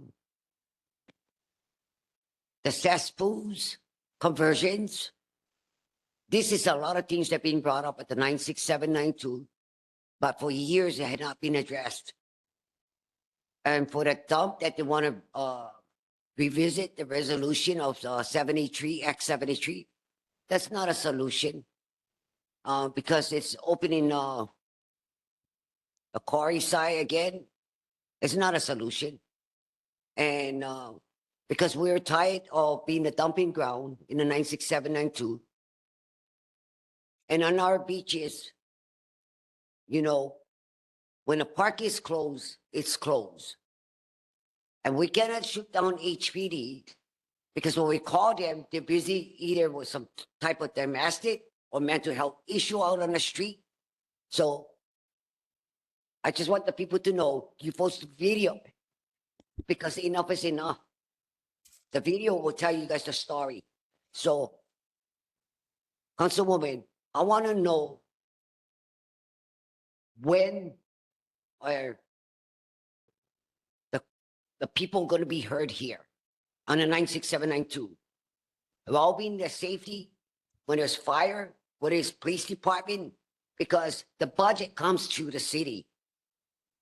The other thing I want to ask you, if the budget ever come for the panda bears, I hope you shoot it down.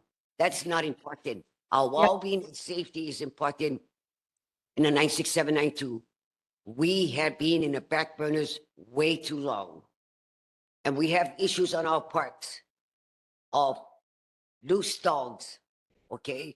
We know on the beaches, dogs has been attacking kids, chasing kupunas, you know.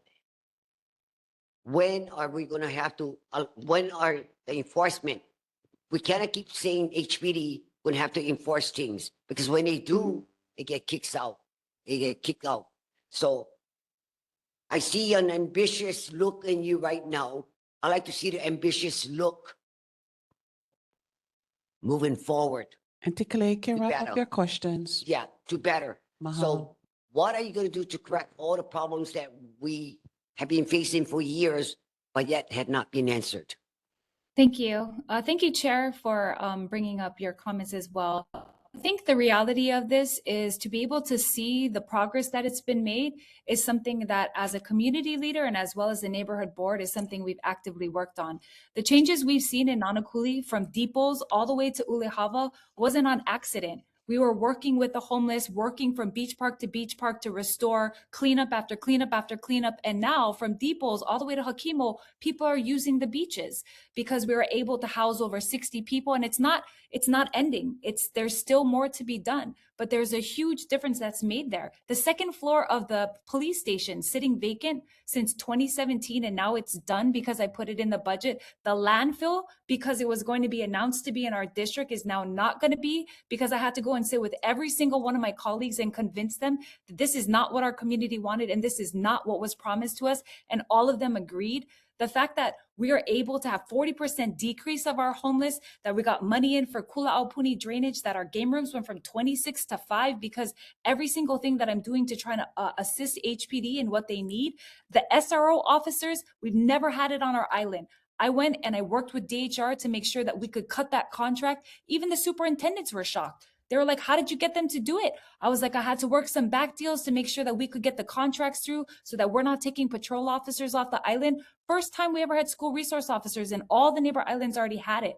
We got it in January because I pushed for it with the DOE. So there are many issues that are being addressed. In fact, even adding prosecutor positions, even adding the DEM positions, even getting in the back roads of Pa'akea and working with each of the agencies so that we could fix that, making sure that Pa'akea was actually deeded over to the state. I didn't do it. I worked with Darius as well as Ed Sniffen on that. The fact that Pa'akea is not privately owned anymore and that the state wants to invest money in it, I never thought I was going to see that in my lifetime. I was been pushing for that ever since I was a state house representative, but it was actually done within my tenure as a city council member. So there are many things that are being done. Granted, there's so much more to be done, but thank you very much to the board. And thank you for all the community members that testify and keep up with all these efforts. Cause it's not just me. Kika works her butt off.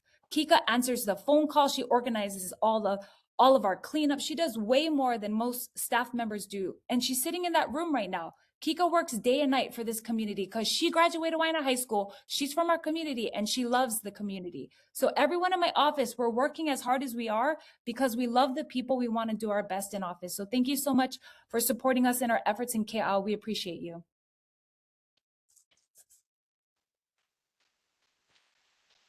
And Tikale, we can move on. Yeah.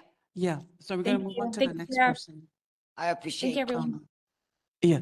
So anybody else in the room before I move on? Okay. So our board members, anyone has any questions for Councilmember Tupola? You do? Okay. Board Member Weaver. Hi, good evening, Councilwoman. I have two questions.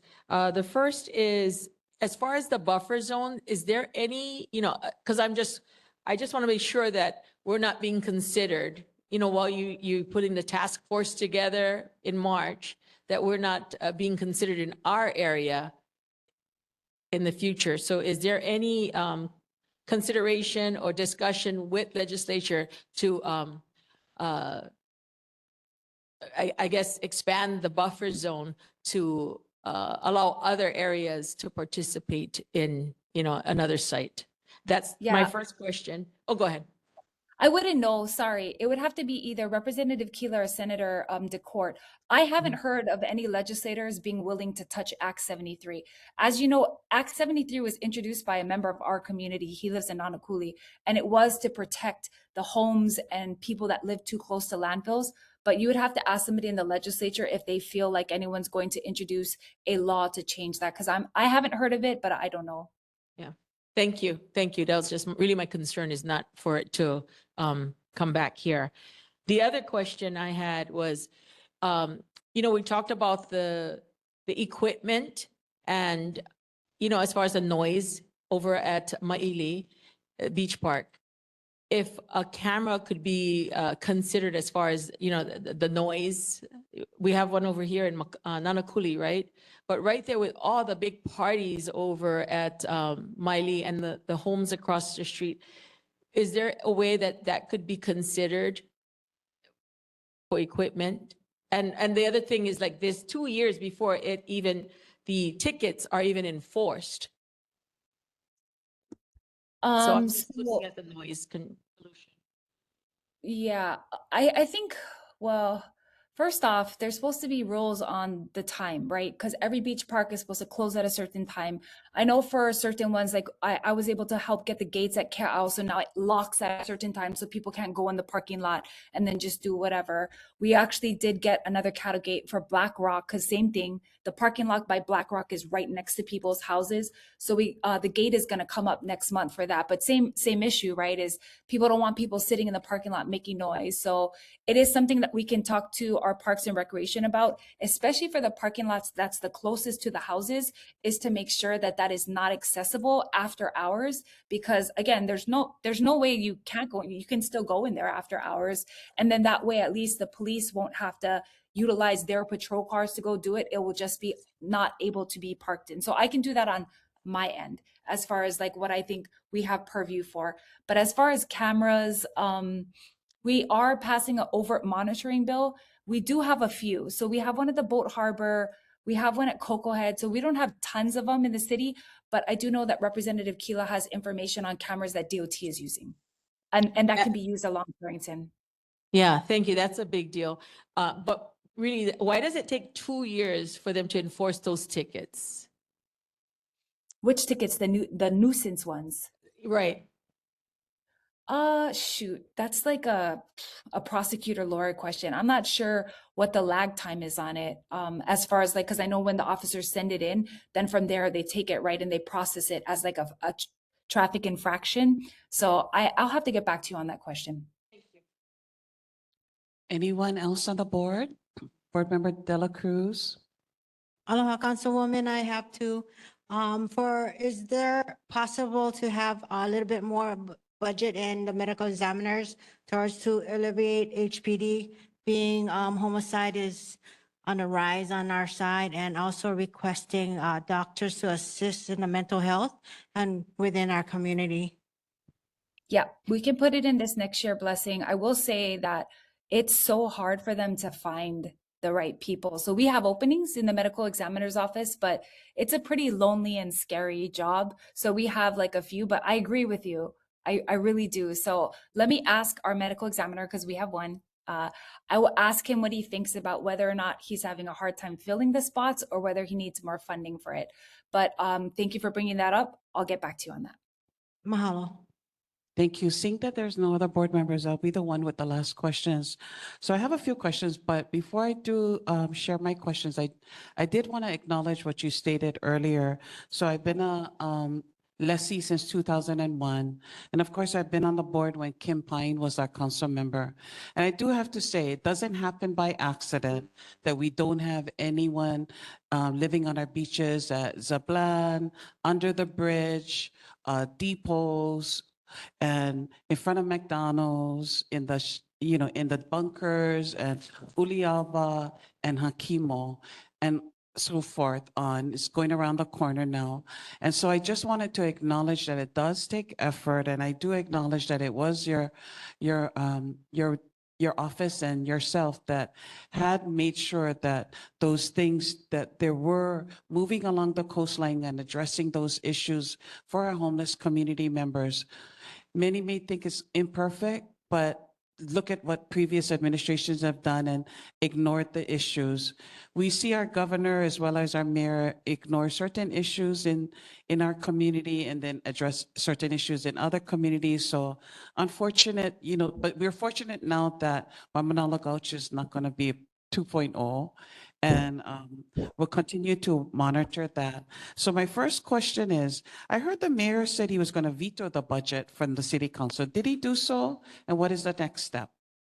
So he has 2 more days that he can veto, but the hard part is that the portion he wants to veto is not in the bill.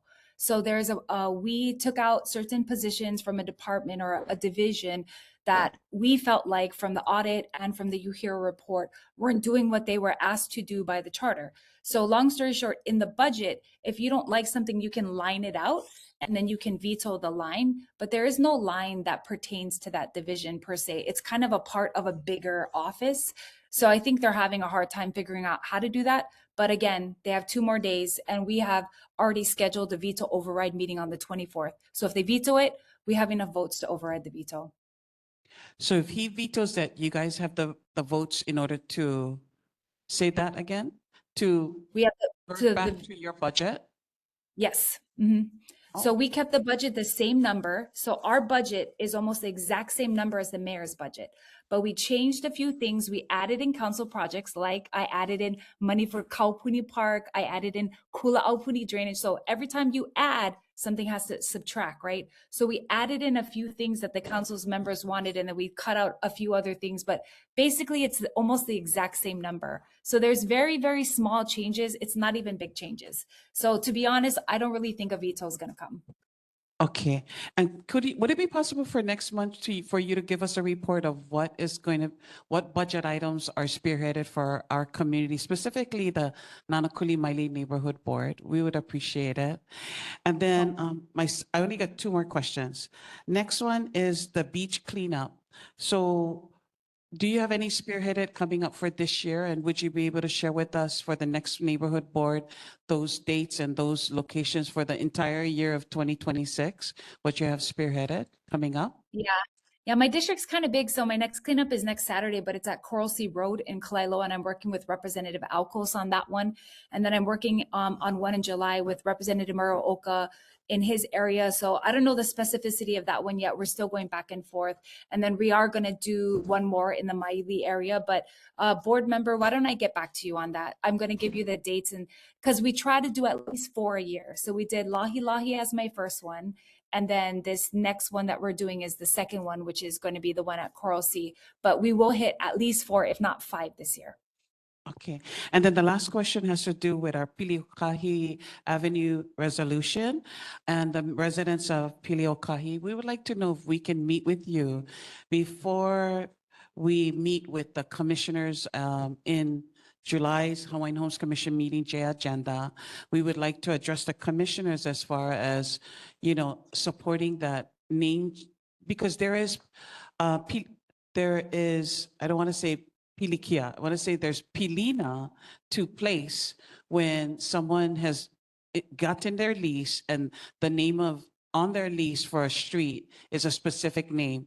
They adopt that into their family, it's in all of their documents, etc. And so the community I want to support the beneficiaries that including with our resolution to see that the city council won't change the name of Piliokahi Avenue, including the state DOT, etc., and Hawaiian Homeland. So if we can schedule a meeting, please. Yeah, we have no purview over street name changes, but I'm willing to meet and listen.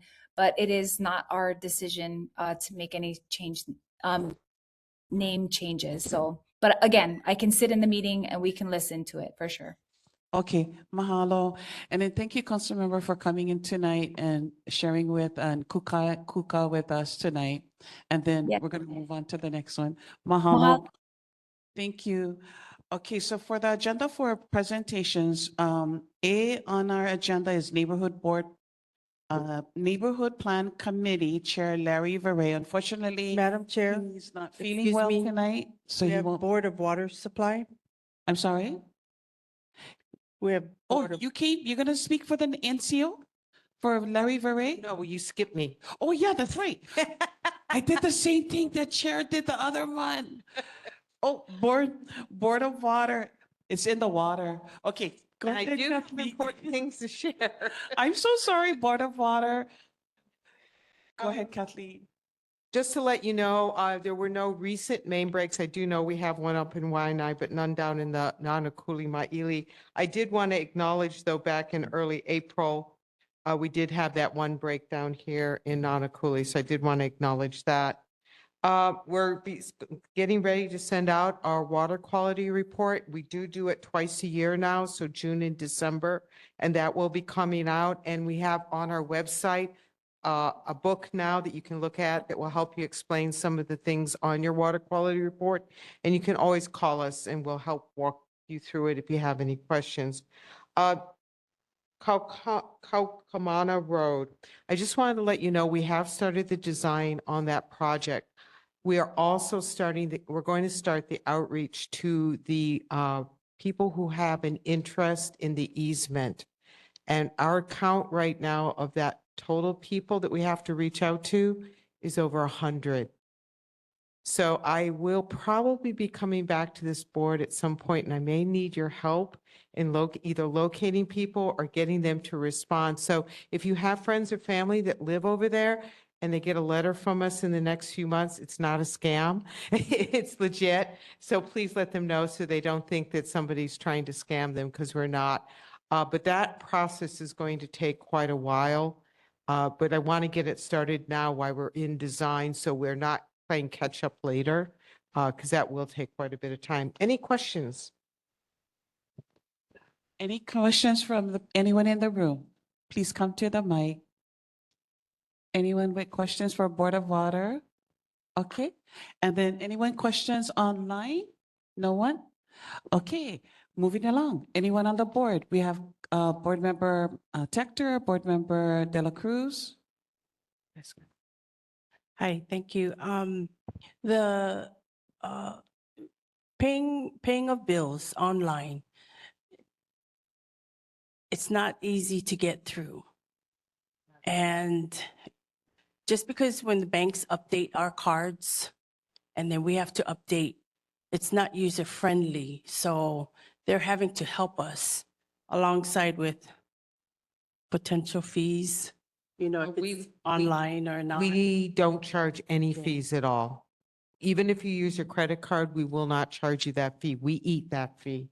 Okay, I'll check with my bank then too. Yeah, please make sure. If the bank's charging you, we have no control over that, but we will not charge you. Okay, and in your easement with all the 100 potential customers, and I believe that's private, right? Private. Yes, it's a private road and they all have an interest in the Yeah, easement. so when you install all the equipments for the water to get the water to them, and if it breaks because it's private, if there's a leak, do they have to pay for it? No, that's why we need the easement. So then we can go in and fix it if there should ever be a problem. That's what we need the easement for. Okay, I just wanted to clarify. No, thank you. Aloha, I have a question that I brought up in the Waianae board, possibly 2, maybe even 3 months ago, and has still not got any answers for it. And my question was in regards to the bacteria that was found in the Kona lows in down Wailua and North Shore. However, why wasn't it extended towards Waianae Nānākuli area? That there was bacteria in our waters, and why wasn't it not even? No, there was no bacteria, ma'am. That I can assure you of. If there was, we would have made sure of it. What happened on the North Shore was we lost electricity. They turned off the electricity all the way from Mokuleia to Turtle Bay. What happened was we had no eyes on our reservoir and we lost all the water in the reservoir drained out. What can happen at that time is we lose positive pressure. And what can happen is we could have issues with backflow coming into the system. Now, we did a boil water notice. It meant that you could use the water, you just had to boil it before you drank it or used it for cooking or brushing your teeth. So we spent several days, sent out crews, started at Turtle Bay all the way down. We tested.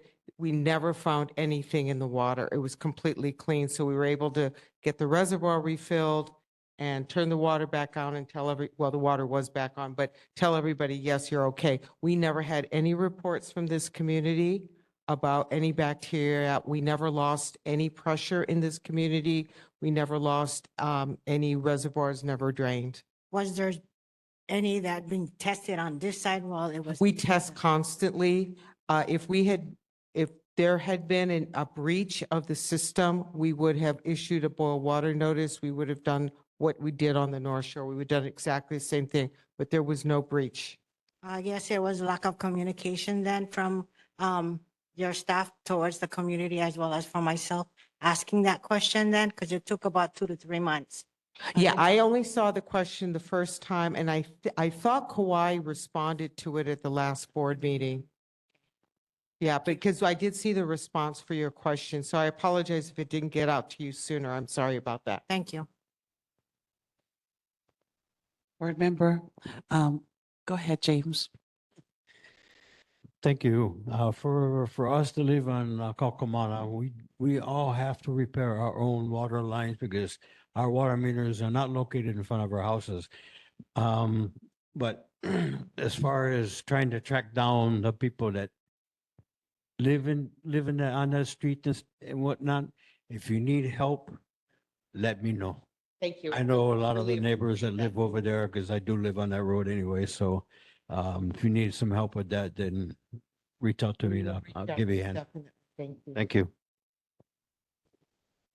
Okay, any other board members? Okay, mahalo.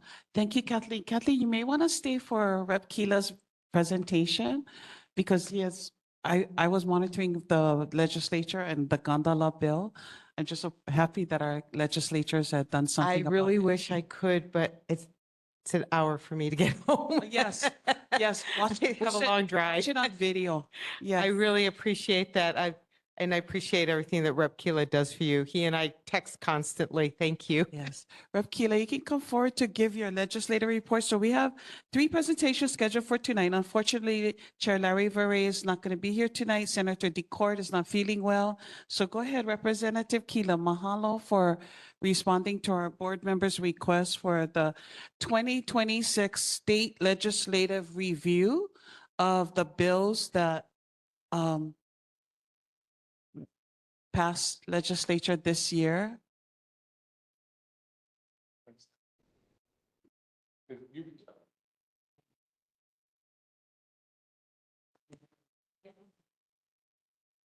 Thank you so much. Hello, everybody. Darius Keela. Thank you so much, board chair, presiding chair, and board members. Auntie Doreen is online. She's going to be running the presentation. Doreen, you there, yeah?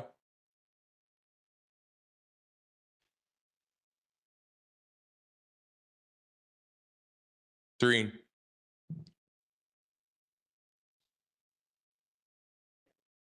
Okay.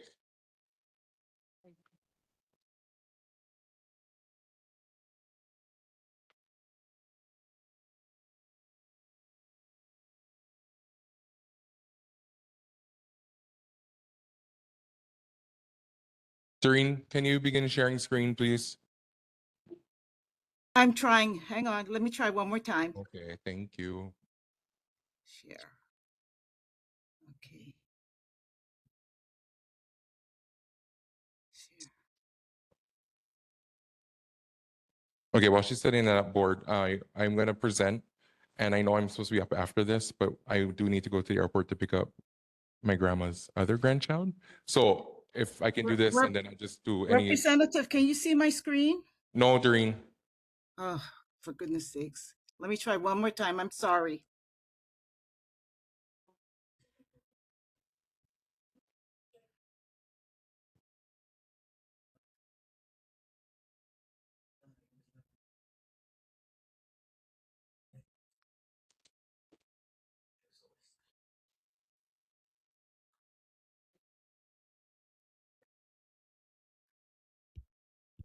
Hi, Doreen. It's Rachel from the NCO. Hi, Rachel, can you see my screen? So at the bottom of the screen, it should say like share and it has a box icon at the I arrow. have that. I did press that. Okay, and then you gotta select whichever screen that you're gonna share. Uh, Your presentation probably. okay, Chrome tab. Let's see. Is it sharing now? I don't see anything yet. They fixed that. Okay, hang on. Let me try one more time. I'm sorry about this. I ran it through this afternoon and it seemed to be okay. Okay, it's coming up now. There's Okay. a screen, Doreen. Yeah, a blank screen is up right now. Okay, how's that? It's blank. Again? Okay.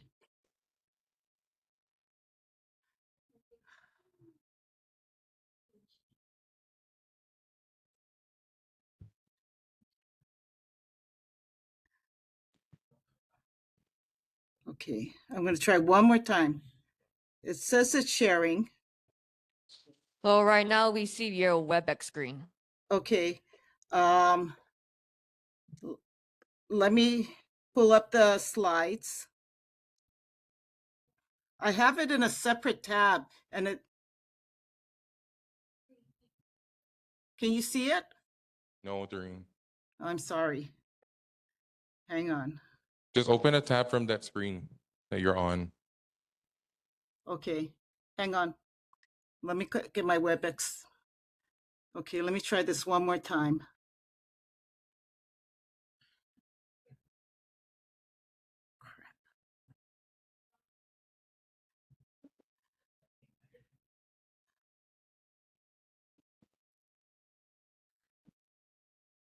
Okay, looks good. I can see it. Okay, here we go. I'm sorry for the mix-up. Okay, sorry, board. Thank you so much. So let me give you a 2026 legislative recap. And for context, whenever we talk about House District 44, those are the communities of Māʻili, Lulule, and Nānākuli, Ko'oli, and Honokai Hale. And this is year 4 of me in the legislature. Next slide, Doreen. Okay, so in the 2026 session, our office remained focused on core issues advancing West Oahu transportation, housing, and Native Hawaiian advancement. 3,122 bills were introduced statewide this legislative session, and of the 3,000 bills, 268 passed both chambers and have ascended to Governor Green's desk.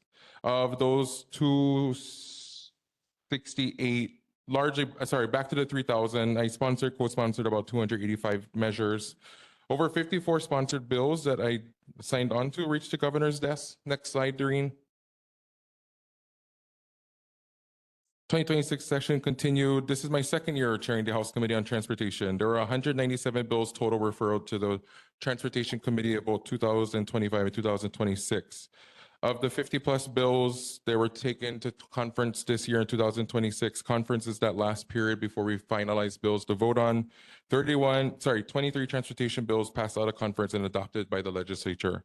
I understand that you folks, I appreciate the grace that you folks give me, understanding that the legislative session is very different and busy for me and allowing me the opportunity to serve in that capacity. Next slide, Doreen.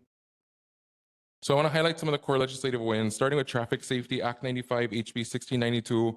This measure strengthens our move over law for approaching stationary vehicles and enhances the safety by raising the minimum age for riding in the back of a pickup truck from 12 to 16. In the 1990s, we passed the comprehensive move over law for emergency vehicles, but we have yet to update it for pretty much all vehicles. And this was a measure that we drafted as the legislative session was underway, right before legislative session convened in January.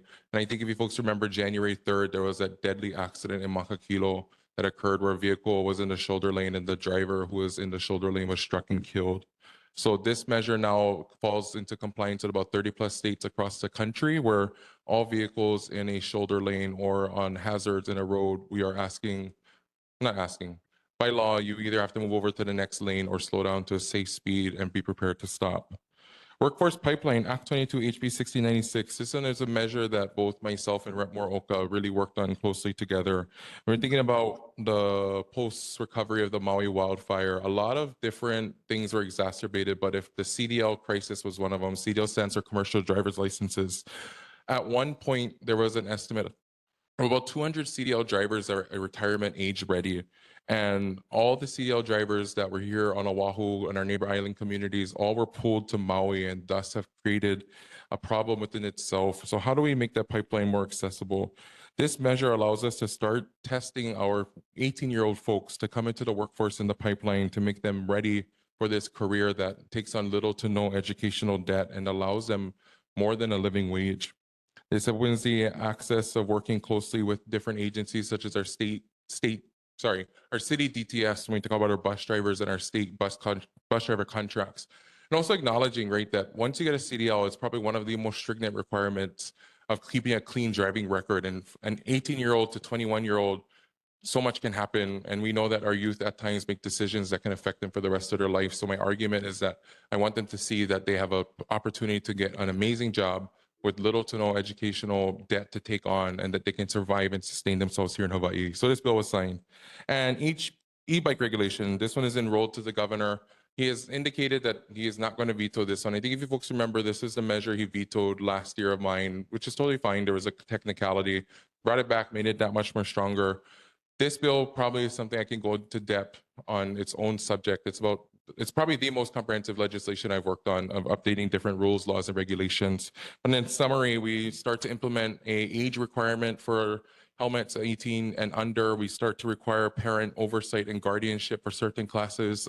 We also now allow HPD to remove these non-compliant e-bikes that look like e-bikes, but they're not. And so this was a win for both law enforcement, DOT, and whatnot. There's a provision in the bill for updating rules and regulations upon signature 120 days or sooner. So DOT is preparing that in the case once governor signs this, and there's going to be an educational campaign to remind people. DOE is ready to update their rules as well to make sure that they come into compliance. And I just want to thank everybody in the interim for working with our rules that we had that were outdated. Next slide, during. Okay, so this one is kind of other legislation signed into law, producer subsidy, Act 68, HB 1707. This was a measure that was spearheaded by Representative Kiao Kapuliloy, talking about how do we support our local ag farmers. So this is a pilot under the Department of Agriculture and Biosecurity that will give them about $2 million to help find a way to see if we can offset our producers at a minimal cost of, I think it's capped at $2,000 at the $2 million subsidy. We know that they are operating on very thin margins, and operating cost shipping inter-island and shipping neighbor island is one of those larger costs. So this bill, all budget bills are effective July 1. So once they have the money, they will start working on that pilot program. Combating CRB, I know this is another measure that's super important to our community. So this allows Department of Agriculture and Biosecurity to adopt the rules for the mesh netting. This measure was introduced by my colleague, Representative Kahaloa, and she's been working with them to try to make sure that when we allow the fine mesh netting, that it will also be legal and compliant. There's been concerns about this, but I think they've come to a really good place. So mahalo, Director Hurd. Left lane rigs enrolled, and this one is signed. Oh, no, sorry. No, this one was, I put the wrong one. Forgive me. But if you folks remember, about 3 years ago, I think my first year in the legislature, my colleague, Senator Elefante, introduced that bill that prohibits vehicles riding in the left lane. Love Senator, but I think one thing that oversight that we forgot is that in order to have a bill that can work, you need the fine mechanisms. And unfortunately, there was no fine mechanism. And I think it was discovered in 2025, since the bill was passed, 0 citations. So this is the cleanup measure that we worked on. And my whole argument is that I have the furthest commute to the Capitol. So I literally see everyone's bad driving behaviors all the time going to work. And so this one will now give the authority for our law enforcement to cite accordingly and make sure largely that we can improve the flow of traffic. The argument is that our vehicles in the left lane are supposed to be for passing, but larger vehicles cause not just a danger to themselves, but to others. They are much larger in size and height. I get nailed by our commercial drivers all the time saying that the lanes are wider, but if you look at drivers on the contingent US, those CDL drivers make amazing maneuvers with less road. So obviously when we move these bills out, there'll be an educational time. They're not going to be dropping the hammer immediately. But this was a measure that we worked on together. And then my Senate counterpart, oh no, yeah, Senator Elefante and I co-sponsored this one, so he was able to pass it. Next slide, Doreen, please.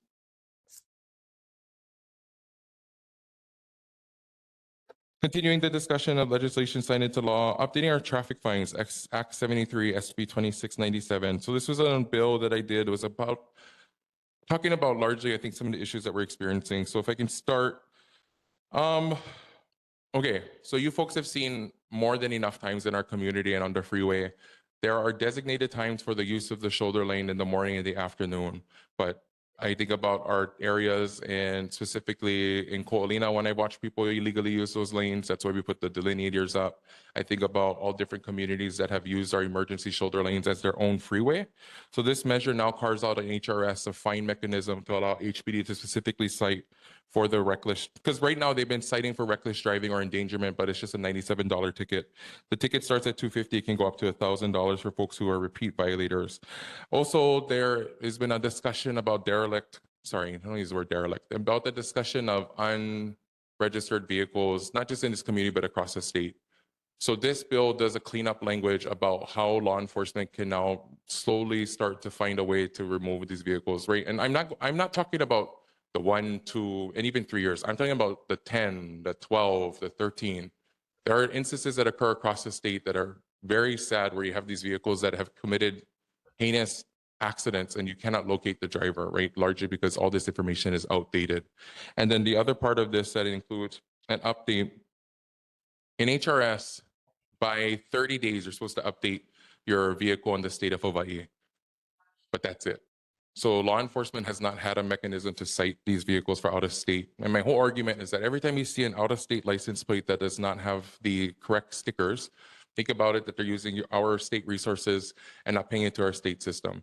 I know registration is a lot, and I'm going to talk about that after the fact. But this law I carved out in HRS allows law enforcement to specifically cite vehicles that are not compliantly registered in the state with a correct license plate. And then the first fine starting at $500 and going up to $1,000 for repeat offenders.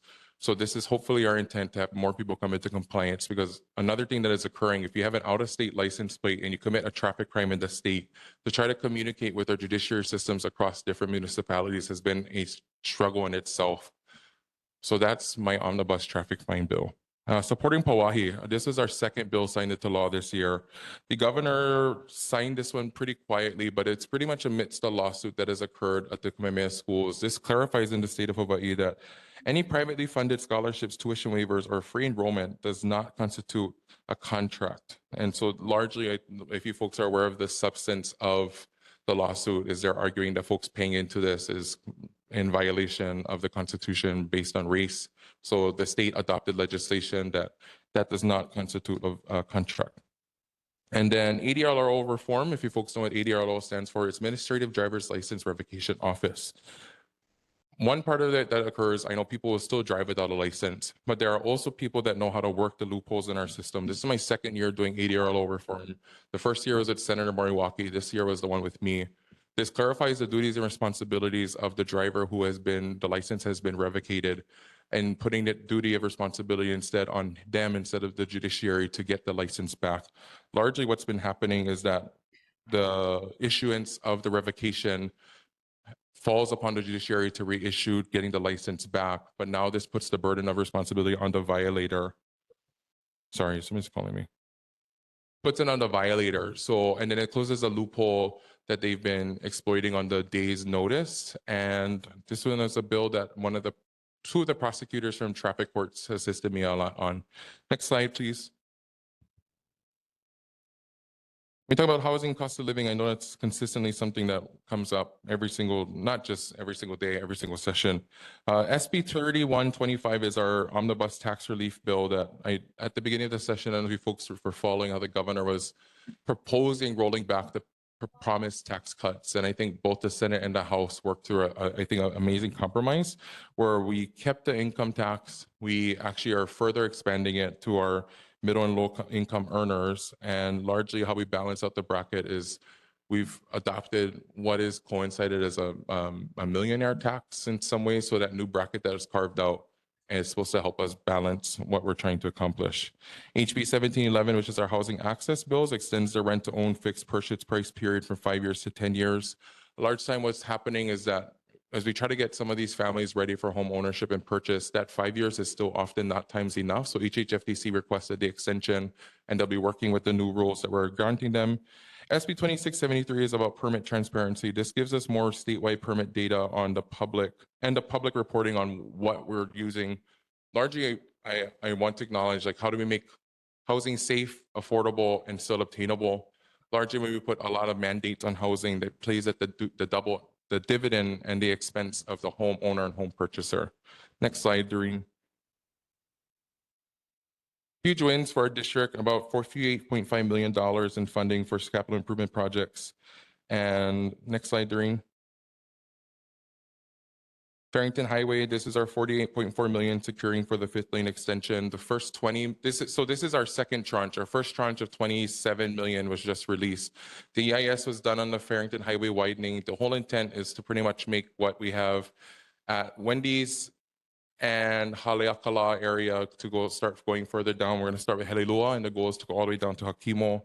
Traffic study after traffic study has showed the largest congestion that occurs is here in the Nānākuli corridor, both in the morning and afternoon as people are trying to make those left turns. But adding that dedicated left lane allows a significant relief on traffic both in the morning and afternoon. But this also allows us to extend contraflow all the way to Hakimo, because largely, I always say this, and I say this nicely, in order to get to Māʻili, you have to pass through Nānākuli, or to get to Waina, you have to pass through Nānākuli, in order to get to Makau, you have to pass through Nānākuli.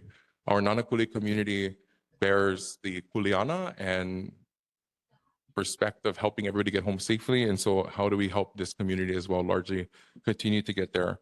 So what you folks pretty much see on the Makai side is what we're going to do, running the sidewalks all the way down. And I just want to clarify, when we're talking about land acquisition, it really is just the easements that exist. We're not expanding Makai we're expanding Makai, not expanding Mauka. If you look Mauka, we're going right into people's lots. I have never been a proponent of eminent domain for expansion. Our Nānākuli school is about $6.5 million for that. A big one was $3.7 million to do our Nānākuli High baseball field. back when DOE had to do the proposed lapse, this was one project that got cut, but this was the project that was shovel ready. Everything's permitted. So once BNF releases the budgets to the departments, this is one that they are willing to expedite quickly. And I want to thank Coach Kapaku for staying with us on this one, and the continued expansion and clearing of Pa'akea Road to make sure that we can continue on making this road much more compliant. And obviously now, with 3 weeks ago, it formally came into state ownership. Next slide, Doreen. So when you talk about elevating Native Hawaiians, one thing I always talk about is when you uplift our Native Hawaiian communities, how about you thrive? So homestead succession, HB 2309, expands the succession right for homestead lessees to nieces and nephews who meet the blood quantum, ensuring the family continuity. Right now, it's largely been siblings and grandparents, so this continues to add more of those folks. Nānākuli homesteads, I don't know if you folks have been aware, there's a talk about the Nānākuli homesteads. So over the interim, when we actually had the Nānākuli fire, I had an opportunity to look at some of our communities, and I looked at our vacant lots by Ule Loop, and I said, this looks like homes. And lo and behold, there was in the Nānākuli plan for those to be homes. And I went into the session, I said, what money would they need to make the 15 lots available? So $2.5 million are doing the improvements to infrastructure, and DHHL is getting ready to award those lots next month. So we have 15 new families coming to Nānākuli Valley. And then largely there was $40 million allocated to DHHL for repair and maintenance. It was 20 million in conference. It was a nice tranche of being injected another 20 million. And I didn't put it on here, but there was another $20 million allocated to DHHL to get some of their pastoral ag lots on Hawaii Island underway too. Next slide, Doreen. So legislation is still fighting for a rental car loophole. This is a bill that I introduced, HB 2586, that requires rental car purchasers the removal of the wholesale tax exemption to be applied to GET. Largely, as everything was on the table this session, as we're trying to figure out a way to do revenue without the expense of the taxpayer. So there was 3 measures. One was for DHHL, one was for DOE, and then one was for general fund. This bill crossed over at the general fund appropriation to the Senate chamber, and then unfortunately didn't move there. But I think this is a continually worth discussion, because estimates of removing the wholesale tax and the general excise tax upon the purchaser was upwards of potentially $80 million. My argument is that if it can't be for the consumer, why would we allow it for others? Conveyance tax reform, I think you folks were following this one closely. So the Senate and the House had several different versions, but largely the intent was dedicated funding for Department of Foreign Homelands. This was capped at proposing $60 million per year of dedicated funding, made it all the way to conference. And for us to get this far, I was really proud, and I'm not done. So my intent is to continue pushing this discussion and conversation, because saying it from the top of the lungs, the longer we wait, the more people are just waiting for homes. And car registration fees. This is my first legislative session where I finally took I want to say Pandora's box to the discussion. The state allows the counties a taxing authority, right? Our state registration fee, I think is fair. We do it by pounds, we do it by thresholds and whatnot. But every county does it differently. But Honolulu probably is the one I struggle the most with, because there's no parity in weight. They solely go off of 7 cents, no matter what poundage. So you drive a Honda Civic, you're 7 cents. You drive a big truck, you're 7 cents. When we talk about trying to find ways to help folks survive in Hawaii, registration is one of them. I've publicly fought with the City and County of Honolulu. Councilmember Topolo was a part of that. And at the final hour, this bill did not come out of conference. But I have commitments from DTS and our other counties to figure out what way we can get the public to understand, if they're investing that much money into registration, how does it transcend into the quality of life? I know firsthand how much money the state puts into doing county roads, and it is sincerely frustrating, because if we did not have those lump sums, we would not be able to do some of the road work that we've done in our community. But my whole thing is that if we're collecting it, how do we do it? Next slide, Doreen. With that, that's my mahalo nui loa and a legislative wrap up. Governor has signed, I think, over 100 bills now at this point. Intent to veto list comes out at the end of the month, and we will go from there. Mahalo, Rep. Kila. We appreciate all the work that you put into that because it's really important that everybody has different needs and everyone has also different things that they're focusing on. And thank you for addressing the plethora of things that are important to our community that passed through legislature this year. If you can send that to Yes. yes, so community members, you can go on our website and he'll have it on a Google Drive so that way, if you want to see the details of what was shared tonight, you can actually refer to it. Yes. So community members, anybody in the community in the room have any questions for Rep. Keela? Anyone has any questions? Auntie Calais? Okay, so well, a lot of these bills, we've been waiting for a long time to have it passed. You know, so I'm very happy that a lot of them went through and just gotta wait. What's the next step? But we gotta remember, we are all ohana on this. So when things need to be bills or that needs to be heard or testified on, that our committee gotta remember to come out and speak up and testify. But this is just a beginning. And we, in honor, Auntie Calais, you can address this question to him instead of the community. question is, Because the question is, I know it took a long time for a lot of things. We've been waiting for the community.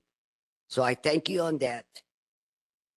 But I do want to make sure, what is the next, on your next thing that you're going to be addressing for our share of the moolah?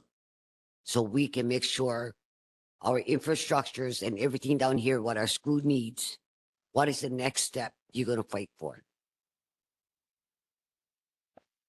So I think if I could just answer Auntie Kaleigh's question broadly, and how do we continue that fight and discussion?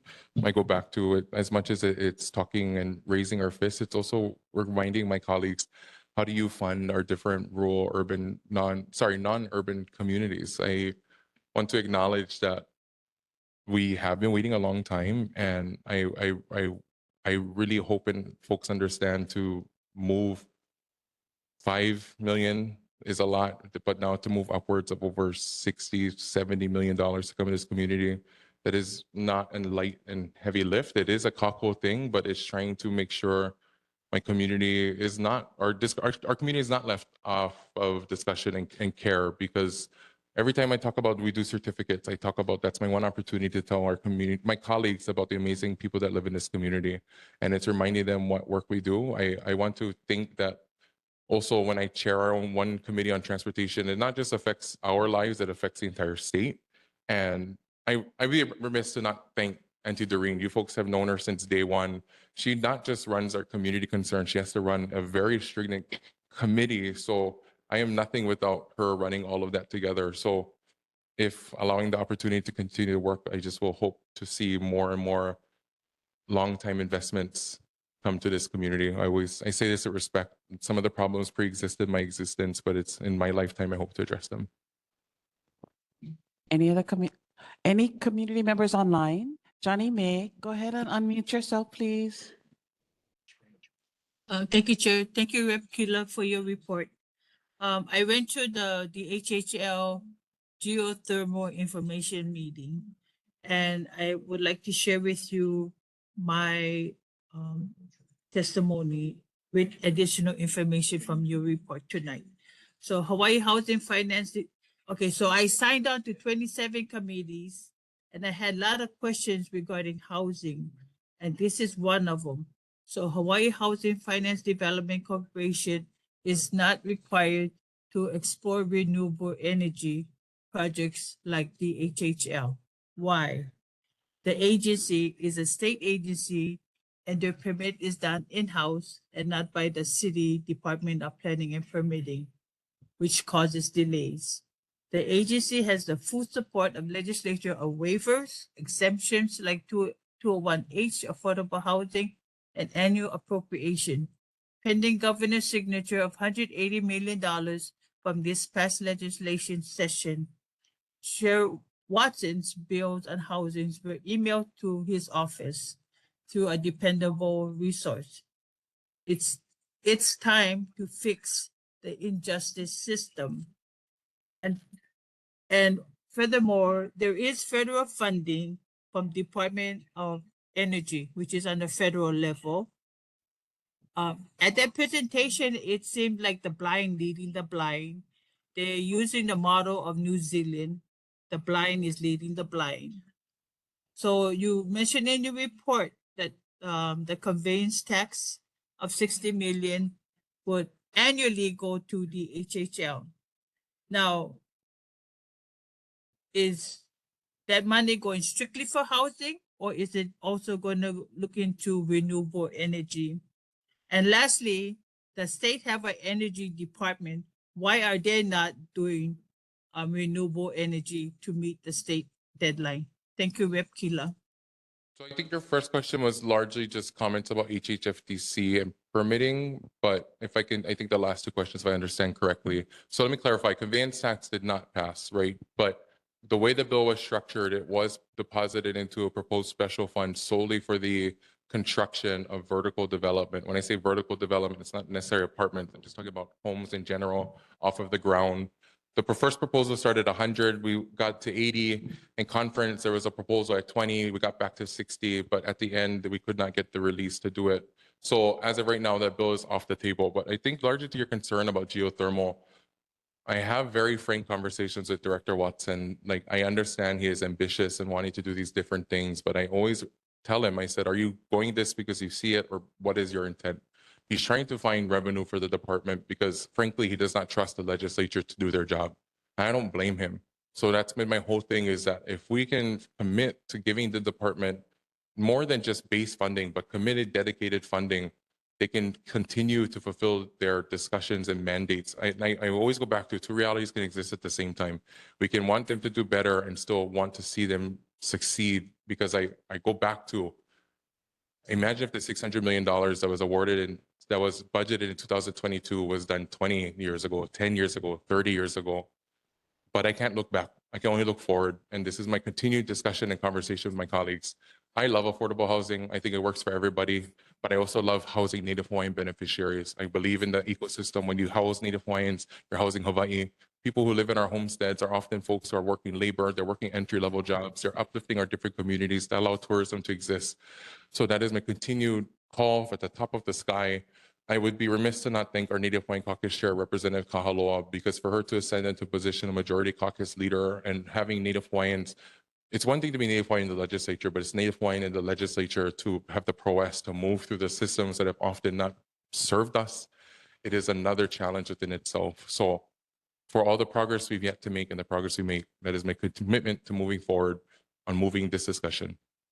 Hope that Okay, the answers your- follow-up is Hawaii Housing is not being mandated to look at renewable energy. Okay, that's the injustice. And I think this geothermal is just to secure Carly Watson's position for renomination. Thank you. Okay, thank you. Thank you, Johnny May. Going to the board members, Board Member Cowles, and then Board Member De La Cruz and Board Member Tector. Good evening. I'm very disappointed. I'm a retired truck driver, 42 years. There is a reason why the age limit was 21 before you can get your CDL license. I'm also a retired certified CDL instructor. Before the CDL came into effect, I was witness to a family that got wiped out by a 17-year-old boy driving a semi, ran this family right off the road, right into a concrete pillar by Waipaho cutoff. Before the CDL came into effect, there was a lot of young boys driving these CDLs, these big rig trucks. And the reason why they brought it up to 21 is because a lot of these young boys that were driving they're not even akamai enough to even drive a car at 17, let alone driving an 80,000-pound truck. At that time, we didn't have instructors. Now, when the CDL came into effect, when we started instructing these new students at 21, that cut down a lot of the accidents of underage kids driving these trucks. And dropping this age limit, I don't agree with. I wholeheartedly do not agree with. Because if we drop this back down to 18, we're going to be seeing more accidents involving semi trucks because of these 18-year-olds are behind these wheels driving these trucks. They don't know what they're doing. At that age, they don't know what they're doing. And the only thing they're going to think about is when they get behind the wheel, they're going to think, hey, look at me, I'm driving this big semi. And then flying them down the road. They don't care about anybody else that's on the road at that age. They don't care about anybody else on the road at that age when they're driving their cars. I don't agree with this. They should leave, I'm sorry, no disrespect to you. They should leave this at age 21. Like I say, being a certified instructor, I've instructed a lot of even 21-year-olds. I've come across it. Don't have the mentality. I'm sorry for people out there, they don't have the mentality to drive these trucks. I've had to fail quite a few of them because they just couldn't handle it. It's entirely different driving these big rigs than it is driving these cars. Trust me, somebody has been there 42 years. And this other bill relating to, what is it? Left lane rigs. That's another thing too. I'm not going to get into that today. I disagree with that one also. Because driving on these roads out here, sometimes you have to. Sometimes being a truck driver, how many times we get cut off from people driving on these roads? I mean, we get cut off. I lost count of how many times over the years, how many times I got cut off. And I hit people because they cut me off. And the only avenue we have to do is go into the left lane, drive in the left lane. That's the safest one, safest lane for us to be driving. Thank you. Okay, real quick, the CDL has strict requirements that the school has to be a DLIR approved school. Anybody who's employing anyone that has a conditional CDL, not a full CDL, they can't operate all these different trucks and vehicles. Their semis is the final class, but they have to maintain 300 hours of training before they even test for the final. So it's conditional, but that's fine if you disagree. Okay. Excellent presentation. I'd like to bring your attention to ADLRO Reform Act 71. It specifically says revocation for alcohol and drug-related driving offenses, correct? Yes. I'd like to give you my 2 cents. What about those license that was taken away due to by the judiciary due to the fact that they have not paid child support?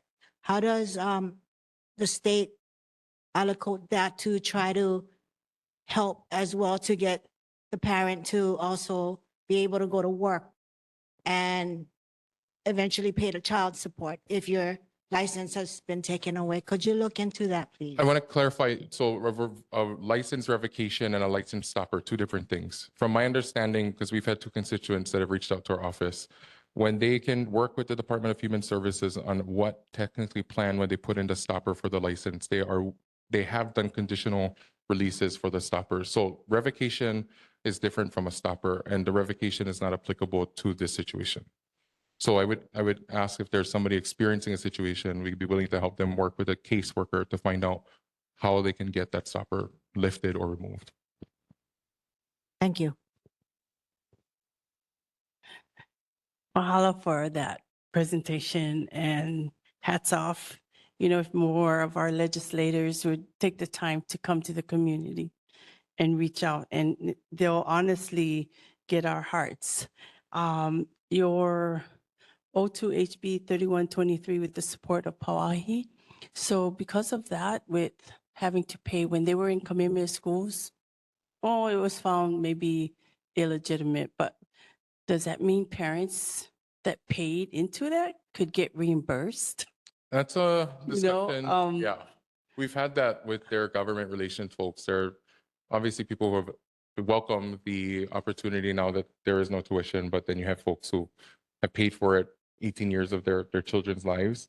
They are exploring, not committing anything, but they're exploring what that could look like. Yeah, I was one of those parents. And back to the conveyance tax reforms, it's very interesting with DHHO at the baseline of 60 million.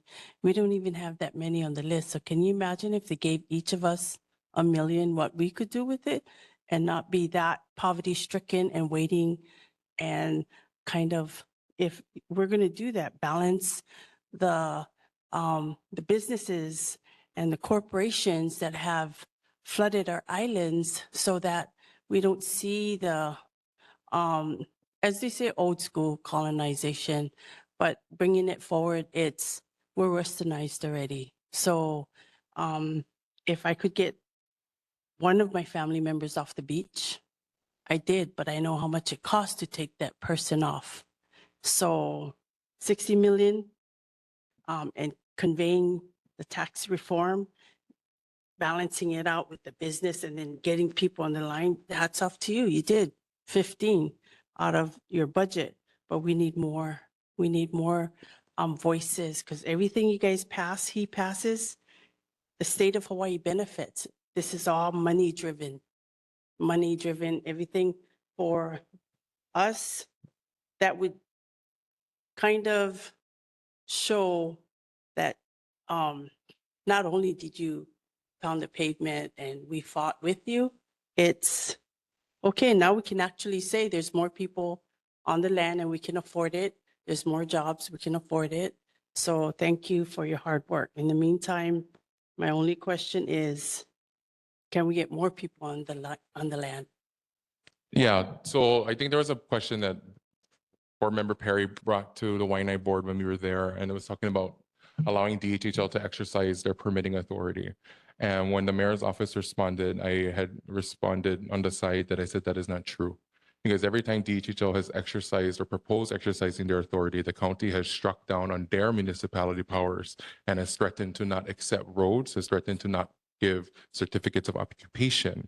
So I'm not saying that we shouldn't build homes compliant to city and county standards, but when that labor becomes a block to the final home, it is an issue.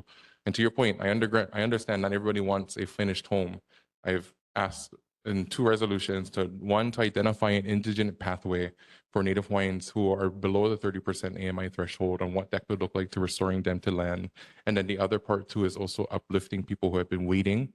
To your point, we live in a society right now where I know communities would freak out if you just put people on land without housing, but there needs to be a balance between that. And to your point on conveyance tax, this is the $1 million question is how do I get people without homesteads in their communities to care? Because they're not going to campaign on housing people in DHHL if you live in a community that doesn't have it. But I remind them the same constitution that we swore to includes DHHL in that compact, and that when they house Native Hawaiians, they house Hawaii. Yeah. Thank you. Board Member Ayu. Good evening, Representative Keela. Good to see you again. Only 2. The bill that's there for the high school or the funding for the high school, it's listed there. The one little small thing that I had a question about was the things that they specifically did mention are the door, the gate, along with related site and equipment enhancements. Part of the site equipment enhancements, would that include, I don't know if you know, but I think they should, cameras on the school campus, safety cameras. It enhances the safety of the school for the students, the staff, and anybody coming to the school, coming in and out. And if being a former SRO, that's why that was the first thing I had applied for. So I'm thinking the police officer that's going to be up there going to apply for something. Either going to come out of the state legislature, or it's going to come out of DOE, it's going to come out of the city to do that one enhancement, safety enhancement, cameras on a school campus. This campus being the biggest school campus on this west side, besides Y9, I would think that that would be one of the enhancements that's mentioned in this report. If you know if that's what they're gonna do, put cameras. That's all the question was. So to give you folks context, when you do line item appropriations, it has to be related to the line item. So at times you will see line item descriptions with very, very stringent responsibilities. And there are line items that have very broad titles and language to allow potential acquisition. From my understanding, Nānākuli High School did repair their cameras, I think last 2024. That was amidst all the fights that were occurring the first time we brought in private security. But if you're asking for more cameras, that would be a discussion I'd have to have with them. And I always caution, who is monitoring the camera? Is it law enforcement? Is it the school? I want to acknowledge, I think we've come a long way on the discussion of cameras when I think about the first pilot that was proposed for the safety program, how much pushback it got. And now I didn't include it, I forgot to, but there's a bill that expands the camera light program outside of the pilot to 10 cameras a year, 2% at district. And from my understanding that DOT will be also getting that ready to go shortly. So if there is a need for cameras, I could touch base with the school, but largely I think with the broad language, if in the case we can't, because largely what they're trying to accomplish is the baseball field, the repaving of the parking lots, and if there is money or needed, then we could find a way if that could be accomplished as well. But that's the large intent for that money. Thank you. Board Member Weaver, we're going to make I'll this make this very quick short. and then, yeah. Just to follow up to the Makahiva, actually Waimanalo Gulch as far as Act 23, the buffer zone, was there any discussion before the end of the session? No, and so I think if you folks remember when we had that whole blowout at the neighborhood board in Kapolei, it was a surprise because that not one time the administration brought that up to us. But if I can just 30 seconds, Acting Chair Myers. Once we touch Act 73, it will become a game of hot potato because now it will open up every community once they know the county's intent. And you folks know it is a game of political prowess. Because in the same way I'm fighting for my community, there are going to be communities that will be fighting for them not to have the landfill. So we have asked the county to work on that and make it not political, but instead, if there is the intent of expanding or siting a new landfill, until Councilmember Tupola has a site, it should not be political. But I cannot promise you or guarantee that because as much as it's me as one member of the legislature, it's others. I want to acknowledge that Speaker Nakamura has come down heavily on the county of this operation of the landfill. She sat down Mike Formby, she sat down Mayor Blangiardi and said, what's stopping you from doing community benefits now? Why are you only proposing community benefits on expansion? She elates what the Kauai County has done, but she's also been frustrated that they have not set a new landfill. So I'm thankful for her. I can't speak to what the Senate intent is, but once we touch it and the way it's going to go, it will become a game of push and pull. And I don't want it to become a game of push and pull. So I will wait to see what the county wants to attempt. Very, very good point that you brought up because similar to like with the landfill, there's also like the gondola bill Yes. that you guys had to introduce because the city wouldn't regulate itself Yes. on what the community has, is shouting out that Yeah. we would like. So mahalo for that. I'm gonna take all of my questions to you offline, meaning I'm just gonna ask it to you and then if you can respond offline and then so that we can go to community concerns. But I just wanted to acknowledge, I really want to acknowledge your efforts. And I think only when you get involved with legislature that you understand that there's 51 members in the House, there's 25 members in the Senate, 50 plus one need to pass. Each bill has to go through all the committees it was referred, got to get 3 floor readings, and then in addition to that, pass conference committee.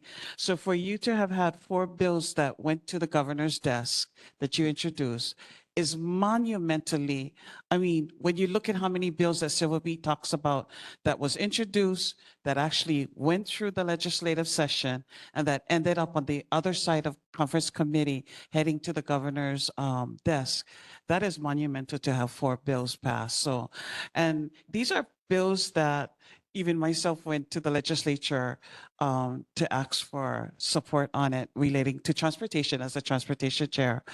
But also, I think one of the biggest obstacles is that community members don't understand that their voices do matter, that they need to participate in the legislature, that it cannot be on the shoulders of our representative or our senator, because you are competing with 50 other representatives, you're competing with 24 other senators in order to get your bills passed, et cetera, plus all the politics that go on in that square building.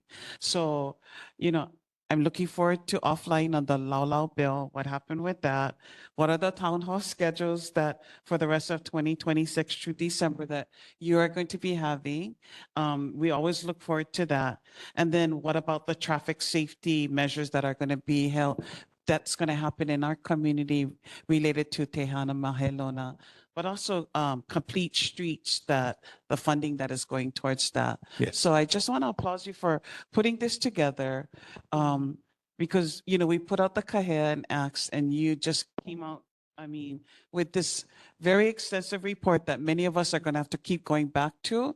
And I think each of the committees chairs should come, you know, offline, ask for updates related to all these things, because knowing Excuse that me, Madam Chair, legislature we got passed this 15 more year, minutes especially the to do funding. business. Thank Yeah, you. so let's go to, thank you. Thank you. Keela. I want to point out the 2 town halls we have scheduled right now are on the back. Next week is Yes, with I Rep. saw that. I'm Moroka, going to make that and then announcement. Councilmember Tupola Transportation in September. But I think 2 of the things that top of my mind that's been discussion, largely, if it is the will of the community, we can do a virtual with public access room to really teach you folks now, or teach community now to get activated.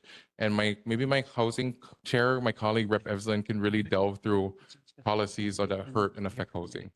So Yes, mahalo. thank you all. Thank you. So without further ado, residents that have any community concerns limited to 2 minutes, if you'd like to come to the mic. For those in the room, if you came to the meeting to express, you can, go ahead.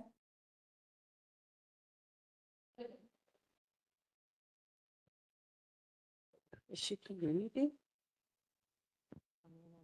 You have 2 minutes.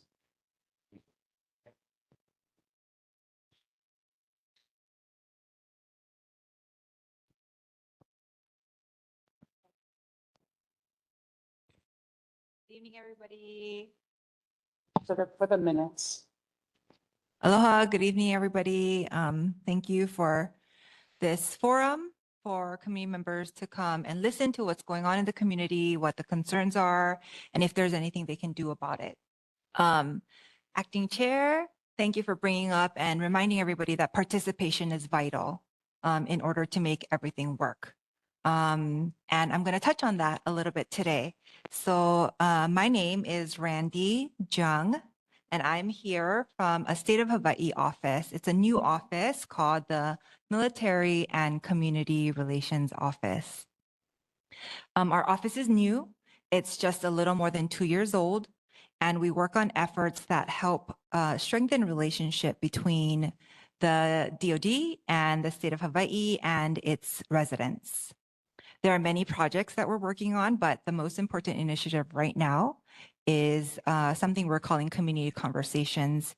And we're here to present it, bring awareness to it, and ask for community participation. The idea is, if you can, before you build a house, you talk to the people who are going to live inside this house. Before you decide on a path forward, you should understand where people are coming from. That's exactly what we're trying to do. We're working with state leadership to go out into the communities. Over the past several months, we've been meeting with community members from all walks of life: kupuna, Native Hawaiian leaders, military families, veterans, educators, business leaders, young professionals. We're trying to talk to everybody, and we're outreaching to them to ask them, but we're also here because we cannot get in touch with everybody. We're here to say, hey, you know, if you're interested in having this kuka, please reach out to us. So in all the communities we're going out to, we're asking 2 questions. Number 1 question is, what should the future relationship between Hawaii and the military look like? Number 2, What would it take to improve that relationship? People, so we've been doing this for a couple months now, and we've had some really just, Can you wrap it up, please? pardon me? This Oh, is not a report, okay. this is community concerns, Yes. 2 minutes. So people have shared concerns, frustrations, hopes, et cetera, et cetera.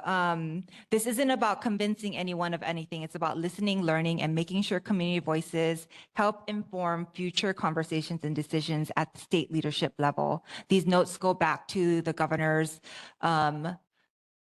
Military Lease Lands Advisory Committee, as well as going back up to governor himself eventually.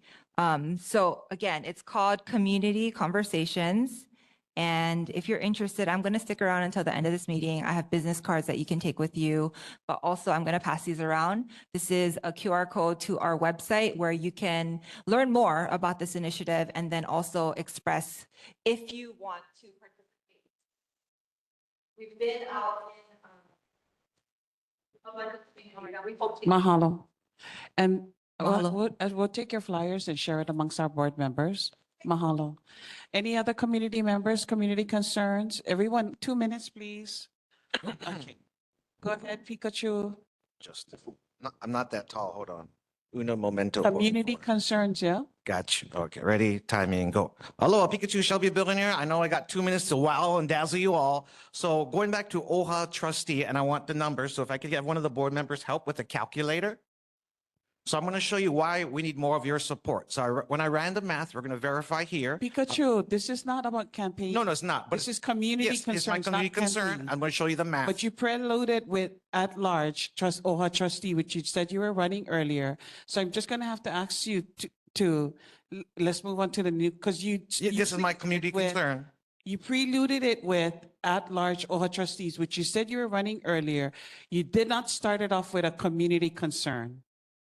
So because you are running for that campaign, I'm Yes. concerned that you are campaigning right No, now. I am not campaigning now. My community concerns has to do with community engagement, and I want to verify with the board members the Okay, math. share your community Yes. concern. So I'll go back. I'll just reset. Okay. Yeah. So when we're doing the math for people who run for office, we have 1.4 million population. 411 people applied. So could you do 411 divided by 1.4 million population? You're going to come with the number. It's like 0.002. Can I get a verification? It's What like is the community 0.04. concern, Pikachu? Yes. So my point is that's 0%. That's actually how many people actually filed papers. That's not how many people registered. And they're going to pass on the primary for 354. So I'm concerned that people don't really care because when you do the math, it becomes 0.022. If that's a percent, rounded down, it's still zero. And I applaud everyone who is running for office because they care. It's 0.022, whatever, when you verify the math, and a percentage is 0%. And the solution to Shing is the barbecue. I already passed this magical note to the military. If to improve the relationship to have this is I want to do a summer barbecue and we can have this kuka session together. So my community concern is I want more people to Mahalo, your engage 2 minutes. like you. Right, my last one, Chair, you are the person I thought, and I would have voted for you for office because you are there in the OHA meetings more than me. Thank you very much. Mahalo. Auntie Calais? Aloha.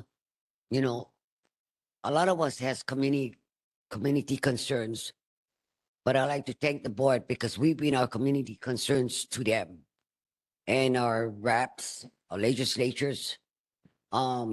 I just get a hard time to understand when they try to, how you said, create another entity that would go out and get community concerns. Well, we already bring it up to our board. And, you know, another entity to even be privately funded or anything, but that's what we have our board for. And I'm very proud of our board, you know, both sides for the whole 96792. So my concern is when they have another entity entering the community and try to get the feedbacks from the community on the whole 96792, do they communicate with our boards? Whatever intakes or information or concerns they get, do they communicate with our boards or do they keep it within the department? That is the question. What is it? Whether it's the army or the, the military, when they're getting different inputs that people do not come to our boards, are they going to share their community concerns that they had, that had arisen in their department, separate fundings? Do they communicate with our board? That's the concern, because the right hand gonna know something the left hand don't know. While we asking question, the board asking question, the left hand might have the answer. So how do the community know what's the intake on that? So that's my concern. Mahalo, Auntie. Anybody else has any community concerns? Go ahead, sir. Thank you for the opportunity. I will read on this. Let me tell you something. I live in Waianae for the last 40 years. I've been growing in this community and I've been watching the big, beautiful improvement that we've been accomplishing. I'm part of this community. I'm count myself on it. I noticed the traffic and the situation that we have. But right now, I live in Māʻili. Māʻili had a beautiful park. There's the jewel and the West Coast, the beautiful park right there on Māʻili. But we got noise and pollution and people that is mistreated. And as we live next door and we just watch things happening that we got no jurisdiction. The Department of Police is the one that guard the timing to close, and we just watch from our side that where's the police, but there's that thing happening. And yes, we can do like they say the camera and try to be a voice and like, hey, what you do? And then it's like we got in trouble. It's really rough. It's really hard. And being part of the community that we live right there, it's just almost impossible to control because the park people feel like everybody owns the park. And we, the neighbors, we're the ones that watch motorcycles going and they play wheelie, all that thing happening. And we try to do something as neighbors, and the dust and the noise and everything, we're in trouble. We're the uncomfortable people right there. I'm just saying, it's beautiful. It's nice to have the graduation parties. It's nice to have the community with ourselves and things that they do. But it's also a thing that about the rubbish, about the rats, about the pollution, about all the noise and everything. I'm just the boys in the neighborhood right there. And we got a park that is a beautiful place. We just got to take care of it. And I learned words like, where's the Juliana? We all live in this neighborhood. That's all I have to say. And I'll be here again. Thank you for your Mahalo. Will we refer some of your concerns about the parks to Parks and Rec Chair for the committee for him to look into? Mahalo. Anyone else in the community? And then let's go online. So Johnny May, go ahead. You have 2 minutes. Yeah, thank you, Chair. I would like to thank the board for submitting resolution. And I see you have that on your board business. What I don't see and the community have come before the board is about the flooding in Pa'akea. So I was hoping that someone from the board generate a resolution addressing the flooding in Pa'akea. And the other concern is with DHHL. It is not fair that state agencies do not have to do things that DHHL has to do, like the State Department of Energy, Hawaii Housing Finance Development Corporation. They're not mandated to do renewable energy, but DHHL is. They're not mandated to go year after year for money, but DHHL does. Excuse me, Madam Chair. So, We have 1 minute. You need to request that we extend, or we need to call an adjournment. Thank you. So we're at 2 more minutes. So NA, are you guys able to do another 15 minutes? What would be the pleasure of the Is that board what we're saying? requesting for an extension of 10 minutes? 10 minutes. I make a motion. Well, but I'm asking NA if he has the ability to stay another 10 minutes. Yeah. Okay. Okay, James, you okay with that as well? That's okay. Mahalo. Right. So go ahead, someone make the motion. I made a motion. Okay, and then was it 10 minutes or 15? 10. 10, and then Blessing, second. All in favor, say aye. Aye. All in, oppose, say nay. Motion Any for 15 more abstention? minutes? Okay, 10. it pass. Go ahead. No. So in closing, Chair, in closing, We're done I with in just the want, room already. so in closing, I just, to me, that's the obstacle that delays on getting the beneficiaries off of the list. Thank you, Chair.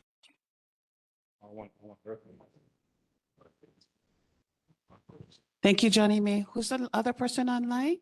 Miss, who's the other? Oh, yes, Miss Kuka? Yes, go ahead. Thank you, Chair, and thank you for extending for a few minutes so I had the opportunity to bring my concern up. So again, my name is Naomi Kukak. I'm a resident of Nānākuli. I actually live on Akawai Road, and my reason for being in attendance tonight was actually related to the recent brush fire that we had this past weekend. So it's related to that, but it's not specifically that. There is a property that's located behind several of the houses that reside directly on Akawai Road. It consists of a very large warehouse structure and a home type structure that's located on a very large lot. I don't know if it's a private residence. I've heard somewhere that it might be a church. I'm wondering if there is somebody in the community who knows who lives there and can help me get in touch with them, or who knows the name of the organization so that I might be able to look up their contact information. I'm apprehensive to just wander onto somebody's private property, especially since it's a very large one at that.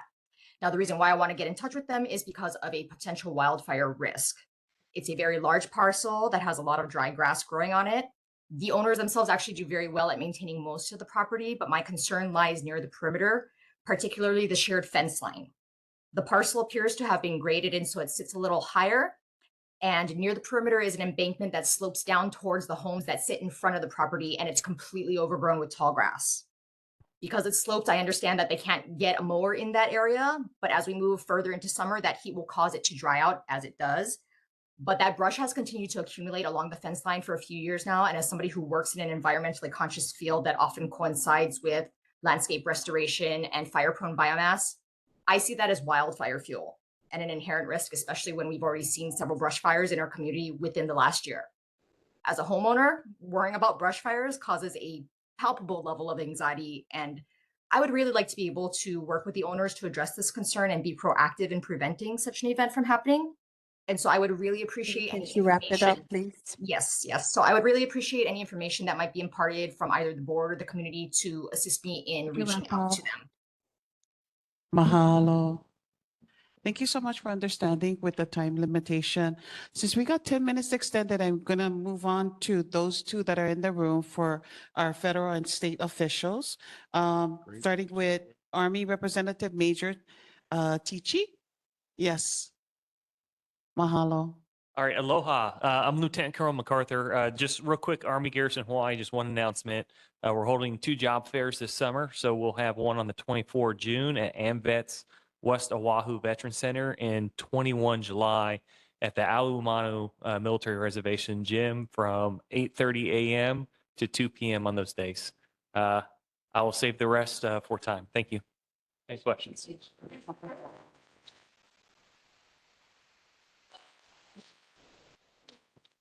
And then Governor's Representative Sharon Her.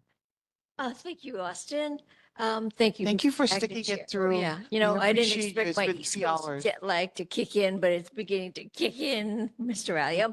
So at the April Board of Neighborhood Board meeting, there were 7 questions for Governor Green, which we routed to the appropriate agencies. And Austin, you'll be happy to know we have an answer for your question. Woo! But I sent it to Chair Augustin, and I will ask you to post it maybe on your website, all the answers and all the attachments. There's, I think, 2. And like I said, I'm sorry, my East Coast jet lag is kicking in, but I can take questions. But my purpose for wanting to be here and purpose is I'm going to have some help with attending the neighborhood board meetings as we get busier. Riley EO will be switching off either in person or on Zoom. Okay? And I Sharon, Because you're the governor's rep, and we've had so many things that we had a recess. I'd like to ask the community members and then the board members, and we only for the last 5 minutes, just questions. If you have a question, I don't want it, we don't want comments or, we want questions to the governor. If anybody has questions in the community. Good plan. So Riley, anyone you in got your in the pen out? community has questions for the governor? Okay. Anyone online has any questions for the governor? Is everything related state? Austin has a question. Okay. Any board members have any questions for the governor's rep? Oh, who? Uncle Austin. Uncle Austin. Hello, Director.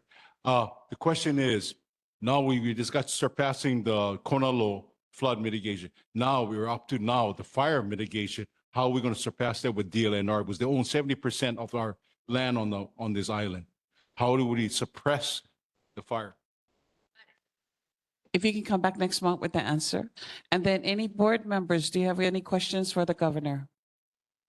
Any board members? Okay, mahalo, Sharon. Okay, so we're gonna do the federal, go back to Congresswoman Jill Tukuda. Tolua Samifua is online. Mahalo for, mahalo, go ahead. Good evening, Chair and board and committee members. Thank you for the time. I know it's short, so I really just wanted to come on and share. There were some answers from questions from March's board, neighborhood board that I did send the answers to Chair Augustin, and I can reshare those with anyone else if that's appropriate. But I really wanted just to come on and update on the Pa'akea flooding concerns that were shared in March. So I think Representative Kuda really was addressing the jurisdiction of where we could actually help, and that was really the spill or the overflow that was coming from the naval base. So the agreement that, to my knowledge and my understanding, is that there seemed to be a drain that was there where the spillage was coming into where the state property is, as Councilwoman Tupola shared, and there's a sidewalk there that seemed to be blocking water that's coming out of that drain, and that's where I think the ponding maybe began or made it worse. So the Navy has decided to just completely cut completely cut that drain from any kind of water coming into the state property on Pa'akea Road. They're also looking at digging trenches on their property now. Trenches, there's supposed to be some sort of catch-all ditch or ditches, but they are digging additional catch-all ditches to help. If there is any more flooding that does happen on that land, they're hoping that it captures a lot of that water to prevent as much overflow coming onto the state land concerning Pa'akea Road. So that's the update I have. And there's still continued discussions between the Department of Transportation with the state and the city and county. But as far as the jurisdiction of the federal property goes, that's the update I have. And I hope that brings some kind of relief to the community. Thank you for the community concerns. It's heartbreaking to hear. So we're hoping that helps alleviate a lot of that issue. Thank you. Thank you, mahalo. So with the limited time that we have left, I'm just gonna let everyone know that we're deferring all board business and all committee reports. So I'd like to move on to announcements. Wednesday, June 24th, 2026, Representative Kila and Representative Muraoka will have a joint town hall addressing fentanyl. Location, Ark of Safety Christian Fellowship, Waianae Mall. Next regular board meeting, Tuesday, July 21st, 2026 at 7 p.m. at Nānākuli Public Library in this very room and on via WebEx platform. Mahalo everyone for showing up tonight. We are adjourning. It is now 10:07 p.m.